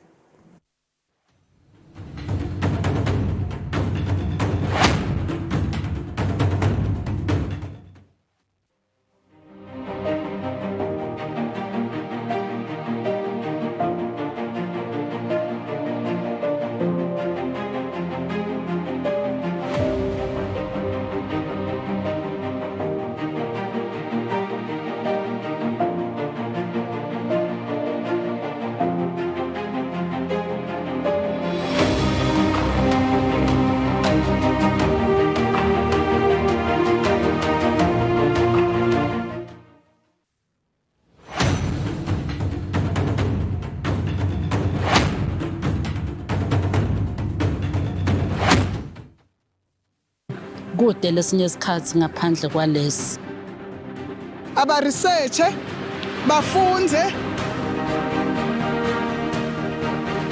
being risky means ukuthi nalokuwa kwayo kulula nathi kufuna sente ukukhicita lokusemndeni.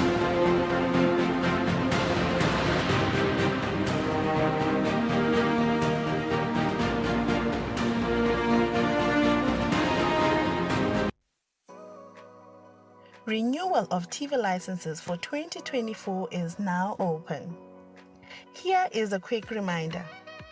A viewer's TV license costs 180 emalangeni per device.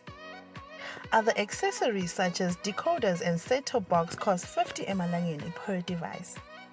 For traders and repairers, TV license costs 300 emalangeni per business area. And now, to pay your TV license, use these following methods. You can use MTN Mobile Money with the number 762222000 or dial *007 *3 *7#. Or you can use Eswatini Imali.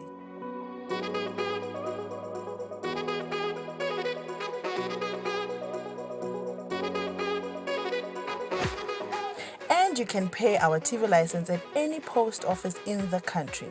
Another option is you can use any Nedbank branch using our TV license account number 1199004337. Don't forget, when paying for your viewer's TV license, reference with your PIN at all times. And when paying for a retailer TV license, reference with your TIN at all times. For more information, call us on 7802-4543 or 34050163 or 34020879. And you can send us a WhatsApp message on 762222000.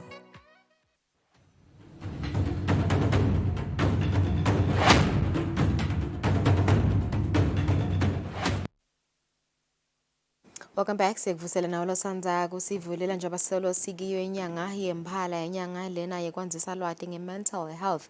Lokho mnoko ukuthi tindzaba te-mental health tindzaba letibaluleke kakhulu kumcoka ukuthi wonke umuntu ahlale aphilile engqondweni etovikela nje kuphathwa bo-depression, anxiety kanye ne-stress. Namhla we're joined by Calvin Dlamini, along with health promotion officer eTiko leTempilo. Sikhuluma kabanti njenge-men's health njengoba bobabe nabo bayakhathateka emoyeni, kepha-ke ngoba bathathwa njengebantu labanemandla laba strong bayawafihla ama-feelings abo ngoba besaba kuhlekwa. Sifuna ukukhuluma nje ngayo indzaba ye-mental health kubo babe kuthi bona basitakala kanjani ngekusho nje kwenhlangano i-Anxiety and Depression Association of America eMelika. 1 in 10 men suffer in mental health issues. Ngabe lapha ekhaya Eswatini tinombolo time kanjani? Ngikhosa sikuvusele siyabonga ukuthi benathi lo mhla ekseni njengoba sengivedile indzaba bobabe nabo bayaphathwa abo depression kepha ke ngalokuthi vele sathi ukuthi bobabe kumele baqine babe strong bathi bafihle ama feelings abo noma bafihle indlela labacabanga ngayo. Ngabe vele nikubona kanganani kuphatheka kabe emoyeni kwabo baba? Siyabonga siyamvusela umbukeli sibonga lithuba lekuthi site ucocotelana ngetempilo nalamhla kuyo inyanga ya October velele kuyi mental health month again. Kuliciniso ukuthi sonke siyathinzeka, we are all affected ngetindzaba te mental health. Mhlawumbe sewushito lokuyaye kusite bomake noma besifazane ngiloko ukuthi by nature ema-emotions abo nje asetulu, so kulula nalokwa expressa by nature ema-emotions ethu simadoda aphasanyana bese phindze-ke sekuba nala societal norms ekwekuthi indvodza mbamba kufuna iqine. Lamagama lamancane nje lokhanza siyakhuluma uyatefa ungumfati ingane aletha-ke le notion lethi kusho ukuthi nangabe uyakhala usho ukuthi you are a woman kani sonke sinelungelo to express our emotions. So ke lesibese siyakubona ke sibese sibona nemithelela lebese bakhona ukuthi lo muntu abe ne problem lena leta ufake ekhathi ukuthi solo sine story nje lesithi emadoda ayaphutha kuyofuna lisito emtholampilo kulokunye kwakufaka ekhathi kona lokuthi lo muntu utawuqale solahleli nalento ingumthwalo kuye singanaki le tinto lesekadende eceleni sewunelulaka sewunani. So as a health promotion ke sibese sifike sithola lithuba lekubona kwekuthi emadoda ethwele nawo kakhulu nase ulemangweni nase uva engage nabo stawuthi in a space le by classifier as a safe space.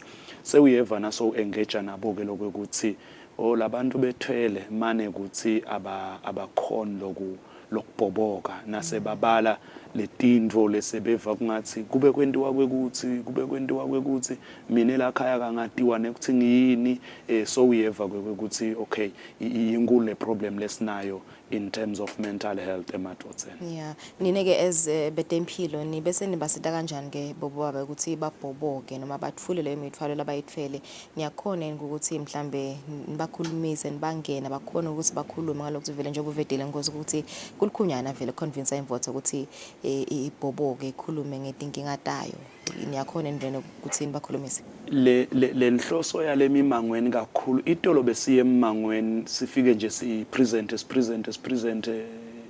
stress sinje sipakishe tikhwama sihambe but ke sase siyabona ukuthi vele the effective method lokufike nihlale phansi in dialogue and engage. So we encourage ke le dialogue kulama healthcare workers ngoba siyibonile kwekuthi yona ifike sisite in terms of lo muntu aze accept phinze aze abe ne confidence kuwe ukuthi hayi man ngakhuluma nalo ya private utawubona ke emva kwe dialogue sewubona ke ningakajiki sebayeda one by one yedlamini lapha na utsinza kwekuthi man uyathi nasikhuluma ngekwekuthi phela asesichubeke sisitakala kani ukhanza ukuthi kulula kuwesifazane kuvele nje kusukele abhoboke ngendzaba yakhe but indvodza ifuna icale ikwethembe kucala. So the strategy sethu ke siyayisithi let us dialogue with them khona ate ubona kwekuthi hayi ngingakwethemba. Most of them nje uyawuva sebathi ngicela inombolo yakho ngicela inombolo yakho shothi soyabona ke ukuthi uthi ngiyafuna ukukhuluma manje ngiva kungathi angikwethembe phela kuqala kangithole ukukhuluma nawe kuqala noma ke sesimrefera to hospital lesikubonile vele uyayathanze yena lokho ukuthi kwangathi bongete washo ukuthi boye esibhedlela but kwangathi bongathi na ungaya kunasiya lusito ungafika ulithole kunayindzawo nayiya le referral lengazuthi I direct ukhanza ukuthi imenda abe nalesibinzi sekwe ukuthi ngeke ngifike lapha ngicule ngitshele bonke abantu inkinga yami kuqala kungikhona ngidothola lusito so bese ke nathi sesiyazama naloko ukuthi sithi hayi nase uya lesibhedlela ubobe suyangishayela site ubona ukuthi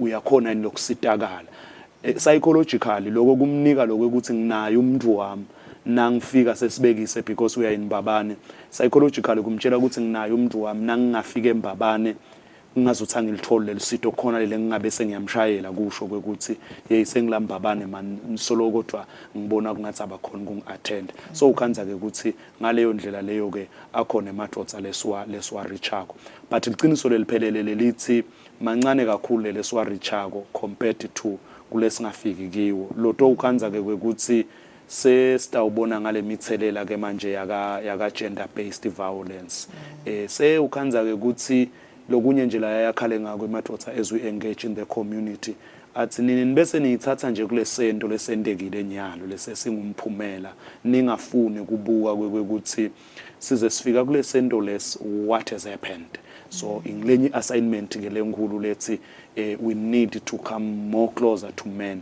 kuze site ukhona ukuthi sisitane ngoba bayasisita nathi siyabasita as a minister wayiveta nje leyo lemcoka Nkosi le gender based violence ingabe kulama community outreaches enu lenwindako nalama dialogues kuyavela ukuthi vele nabo bomake nathi siyasifaka sandla ekuthenini babe sophethwe depression sophethwe anxiety ngaloko ukuthi ima kodwa ukhala every day usihlupheki awusilutho emhlabeni awunamali ingabe lokho kuyavela nezini siyaxoxisana nabo bobabe yinzima esingayidlala thina bomake nathi kwethula lo mfalo kubaba kuyavela kakhulu because bomake bahlale basho angathi lothi bese behlula njani kodwa bahlale basho bathi ego yemadodza and kuliqiniso kakhulu lokho and ego le fragile so le bayaye bakhale ngako bobabe bayaye bakhale ngekuthi bathi vela bethwele kakhulu ngekweteta imali kusupporta le family and kakhulu kati kusupporta lo lathandzana naye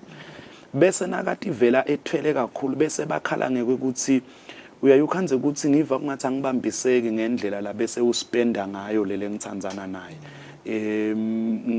ngizame konke but ngive kungathi angibambiseka ngiappreciateke ukhanzeke ukuthi etikwaloko ezisithi nje besifazane bantu laba emotional and then lokunye lesikubonako vele kwekuthi bona bagude ekukhulumeni emadodza aphuwa ekukhulumeni then ke bese ukhanza kwekuthi kani emagama anenkinga yokuthi acije kwendlula sikhali nakafika hlaba lenhlitweni kuyakhela ke kulomuntu lokwekuthi omine vele ngente kwekuthi egameni lekwekuthi nalo wesifazane naye bekathi phela wentela ukuthi akwendeke into lakhaya but ukhanze ethi sekusebenziseke emagama lasacinile nasacinile lamagama seka ayakhela ke solo uyapakisha lo muntu la ngcondweni uyapakisha lo muntu la ngcondweni so uzukhanzeke kwekuthi sekugcineke kuyofika lapha ku GBV noma side statistics lesinganani but uyayukhanzeke kwekuthi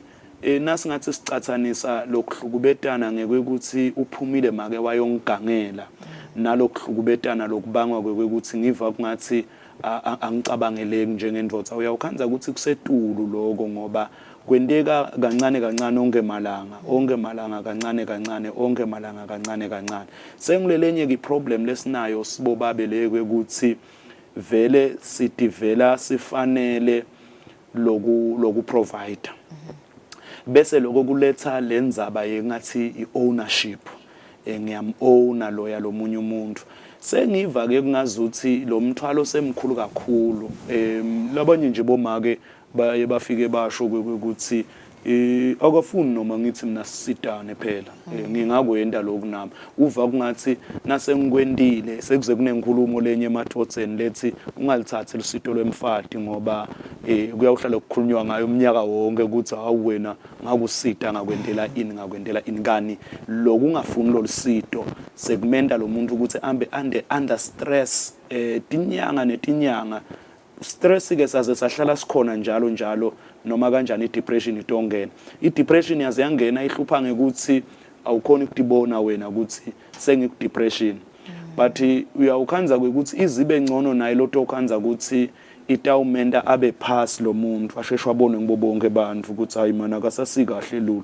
But ukhanza ethi khona le depression lethi akasiko pass lo muntu. So luyachubeka wenta tinto kodwa kuneti nishona nje tincane lesingatibona thina ukuthi hayi nani lo muntu lona le ndlela bekenta ngayo into seyinjinjile.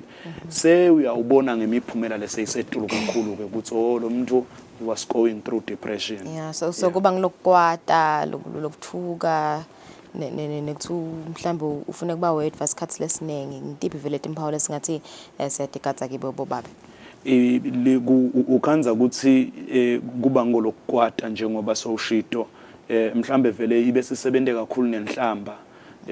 Lokunye kungabi kuleli hlamba ukhanze ukuthi nje sengilolwimi lesingathi silithanze sibantu tinto takhe indlela sakhuluma ngayo kasilithanze kubantu bese sowukhanza lokunye kwekuthi sewuqala kukhwesha la bafike ke badideke khona abantu ngilokwekuthi angakhwesha la kule family yakhe but ukhanze ukuthi ngala ngakithi bangani solo sibona kungathi ukhona kanti so ukhweshile ngale ngoba uva kungathi ngibangelwa ngilokwa le depression kulokunye kumkhanze ukuthi ke so ukhwesha liwonke ke kubantu vele sekude nala ngathi nje usonzelene nabo ukule depression mhlawumbe ke kulokunye singabona ukuthi anciphise izinga lakhe lekudla kanti kulokunye sitawubona anyusa kakhulu izinga lakhe lokudla le timpawu uyayukhanze ukuthi dingakudida kulesinye isikhathi ngiko sithi nasithi sifuna kubuka i-depression funa smart lo muntu lesihlala naye ukuthi ungumuntu lokwenda njani nje into takhe sesiyakhona lokubona ukuthi hayi lana sekujinjile lo munye isikhathi lesithe solathulile ubone ngathi sengikhana acabanga ke kwenda lento leyo so yabona ukuthi kunako sithi nje lonyaka mental health even in the workplace nase sifike emsebenzini so ukhanza ukuthi lo muntu nendvo lencane nje sicela usonzete na i-microphone ngoba sise studio awusonzete ngani wena so yabona ukuthi nokunema issues la sakhona ladzinga ke ukuthi asimsonzelele sikhulume naye kuze sitokhona ukuthi simsita angakaze wafika lapho khona enda into letikabi khona. Ngalokuthi inkosi vele umuntu nemuntu ohlukile lo munye utasiva siyakhuluma nyalo yakuvu yakhuluma ngetimpawu nekuthi kumcola ukuthi uthole lisito but nje kutamthatha isikhathi vele ngabe loyo losasaba mhlawumbe ukubhoboka udisita njani ke in the meantime kumbe kuyasita nge-exercise akuthola stress ball mhlawumbe kuthola i-hobby new hobby yini mhlawumbe la ngayenda loyo mvulo losamele mhlawumbe the right time ukuthi angabhoboka. Asibonge ngilele sikukhutsatako lokuthi akube khona lesikwendako sisesekhaya kungaze mhlambe ukuthi ngimele kuyofika esibhedlela bayaye bathi ke ngilabalamba abali labasebenzisa ama stress balls bathi into ebelungu leto kuyasita bese sesiphinde sithi kungamsita ukuthi kube nemsebenzi la wendako mhlawumbe angakhuthala la ngatseni le energy la ifakako kulomhlabathi uyati reliever kule stress phinze uletha ukuthi utawutsinwa bese ebusuku yakhona kulala kahle ngoba i-depression ihlupha kakhulu ngalesikhathi sekufuna uphumule bese awusaphumule lengcondo seyigaya mlibe bese ize yakhe emabhilidi lo tokhanza thina kusa ekuseni sowuvela uyawenda ngoba awukakhona kulala kahle kanti na usebentile watsinwa kutaba nango phinze singakhutsata kwekuthi akathi force umuntu ukuthi angiminglishe nebantu akunandzaba ukuthi ngengiqoqe kakhulu but lokuba la company yalabantu nje ngibalalele baqoqe bahleke noma nginte engahleka mina kakhulu ku therapeutic kuyangisita mina kunalokuthi sengihleli ngedwa selesimo nje sesingishubele kangisakhona ukuthi ngive abantu bacoca indzaba letimnanzi bahleka nako konke sesikhutsata ke naloko ukuthi vela kangena emgwaqweni agijime kuyayirelieve ingcondo kuyayenda ukuthi umuntu atsinwe akahamba yobukela tinto labekade ithanza nangabe uthanze ama movie akahamba ema movie ayobukela kona nakathanze emabhola akahamba yekhona ayobukela wona lokuba kubuka lento longathi uyayithanza kuyayilapha ke lengcondo ukhanze ukuthi noma ungakayi esibhedlela ngoba ikhona i-depression lengancanzeka ungakayi nasesibhedlela ngeke ukuthi uthe na utibona wakhona kubona ukuthi ayungathi khona mfethu ngasasikahle noma bakhona kubona la khaya ukuthi nemfethu ngasasikahle nangabe nje sikhuluma ngababe sesiyabona kungathi uyathi ungathi ukhathatekile kulesinye isikhathi nje asale sibinza singasakhulumi ngalesingwa lesingekho hayi ngoba kasisithingi but ngoba sesifuna kwelekelela yena kuze abe kahle siyawumbona abuya aba kahle sengikhona mhlambe etinye izinto sesiyakhona ukukhuluma kwekuthi noma niyathi kwekuthi nekwekuthi besithinga lusito lolungukuthi nekwekuthi nalo so ngilenye ke into lesingalekelela ngayo ubese ukhanza ke ukuthi sesipholo ukubhombada ngale burden sesithinga kwekuthi singasakhona ukum-assessa lo muntu ukuthi uyathi lo muntu he's in deep problems kube besinga-withdraw ke sesibuke ukuthi kungehamba kanjani kwendeke njani bongakhanza ukuthi we are saving le life and ke lokubonakele ngilokwekuthi emadvodza lamanengi akayi-attempt suicide ayayenda ukhanza kwekuthi bancane kakhulu leni ngabasave futhi kumadvodza ukuthi ayibekathi went suicide samsave most of the time bona uyayukhanze kwekuthi uvela utibulele uyende yaba successful uyende yaba successful so kumcoka kwekuthi swanake vele siwabuke lokwekuthi how can we help them kuze atowukhona ukuthi avimbeke angayinabo suicide yeah so because ngifuna sisingene la endzabeni ye medication because labanye abantu banathi medication banathi amaphilisi especially amaphilisi pain ukhona amaphilisi mhlambe la takwenda ukuthi ulala ube drowsy ingabe nako lokho kunebungoti lomnganani lokusebenzisa le medication ukuthi ulale kuze utonciphisa izinga lakho lekuba ne stress kunebungoti bekwekuthi le ngcondo kayirest imbambambamba but uyayiforce kube besingasho njalo it's not a natural way so ukhanza kwekuthi noma awathatha lamaphilisi kuphose kufanane uthethe etshwala nabuphela lo tshwala nayiphela le medication uyabiyela same in the problem phinze kube ingodi ngeke bese sekuba addictive particularly the painkillers ukhanza ukuthi abesaba addictive ayisalaleli Panado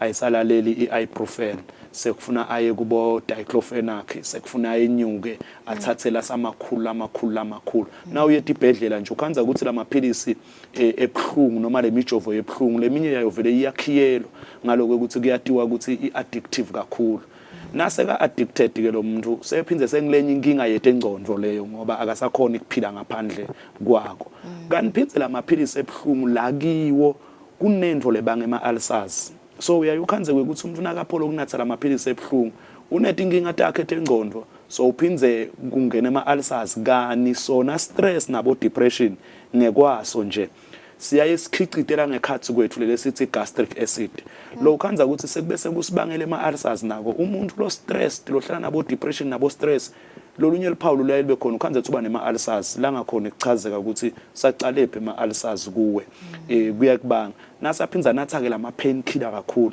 sewungeta-ke letinto letingambangela ukuthi abe nema-ulcers singaphindze-ke sithi-ke kona lokwabo drowsiness lokungabangwa ngulamaphilisi nako konke ukhanza ukuthi akusakhona ukwenda ujaje lokuthi unjani ngoba phinze emaphilisi anayo ingodi yekuntshintsha nemood yakho nakasantshintshe lama emotions akho asisakhona ukubona ukuthi uphasi because of the medication uhype because of the medication ukuphi mbambamba wena ngestate sakho sema emotions so kumcoka kakhulu lokuthi umuntu akathathe emaphilisi vele ngeprescription ukuthi no sebashito esibhedlela bathi hayi asewunathe ke naku kuze utawuba kahle nekuthi nje singamreassure kwekuthi nangabe tifo tetengcondo sicala ngemlomo vele counseling but nase sibona kwekuthi okay lana sekugcineka imedication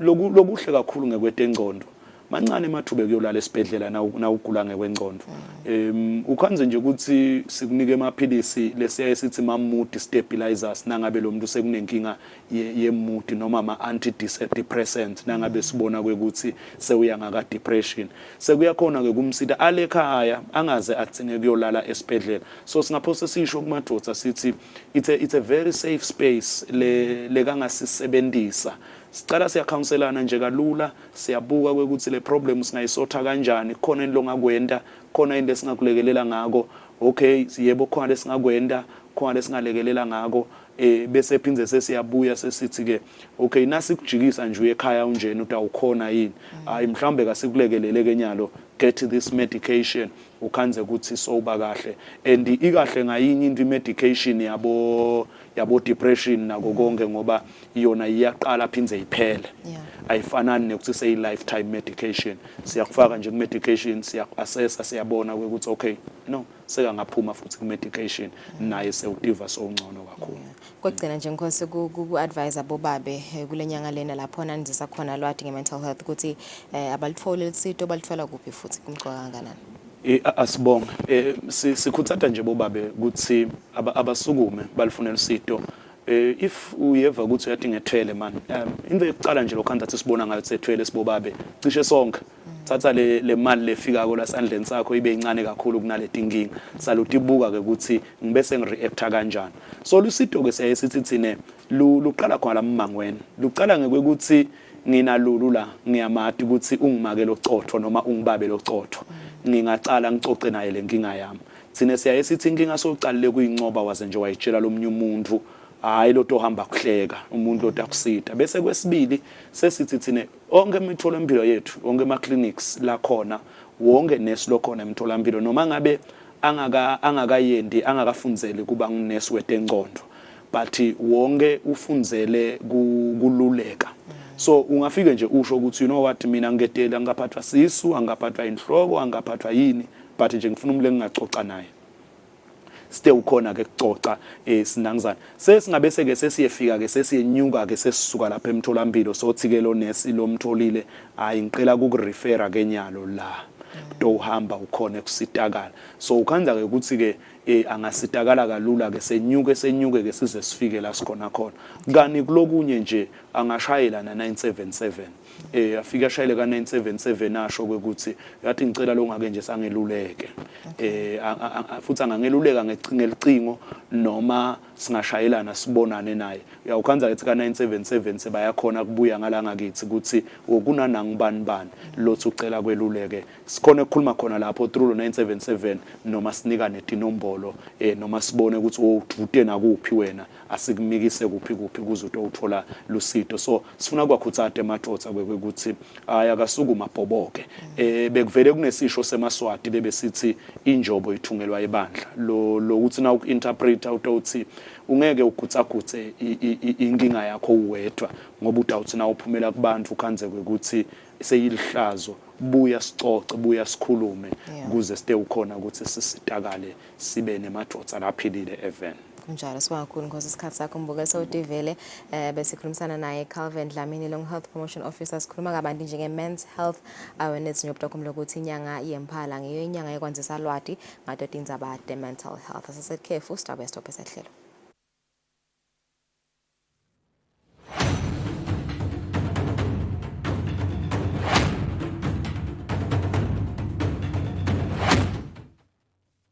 Be sure to catch Business Watch every Wednesday between 2 p.m. to 3 p.m., where we feature the latest updates on business news, market trends, and exclusive interviews with industry leaders, as well as insights on emerging small and medium enterprises in the commercial sector. Business Watch, your business leader.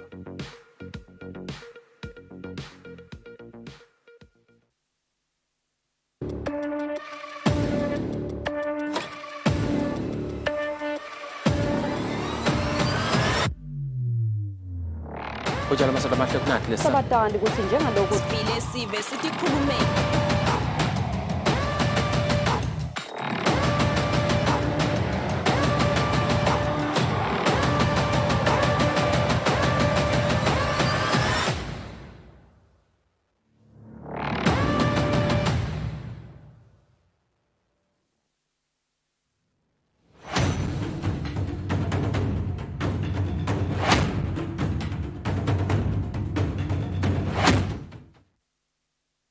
Ngosihlenhle sibonga kakhulu ukuthi nihlale nasi nalomhla ehlelweni Kusile breakfast show uhlelo langa lesibili nakusasa ke likhona luhlelo suku libengiloluhle nisale kahle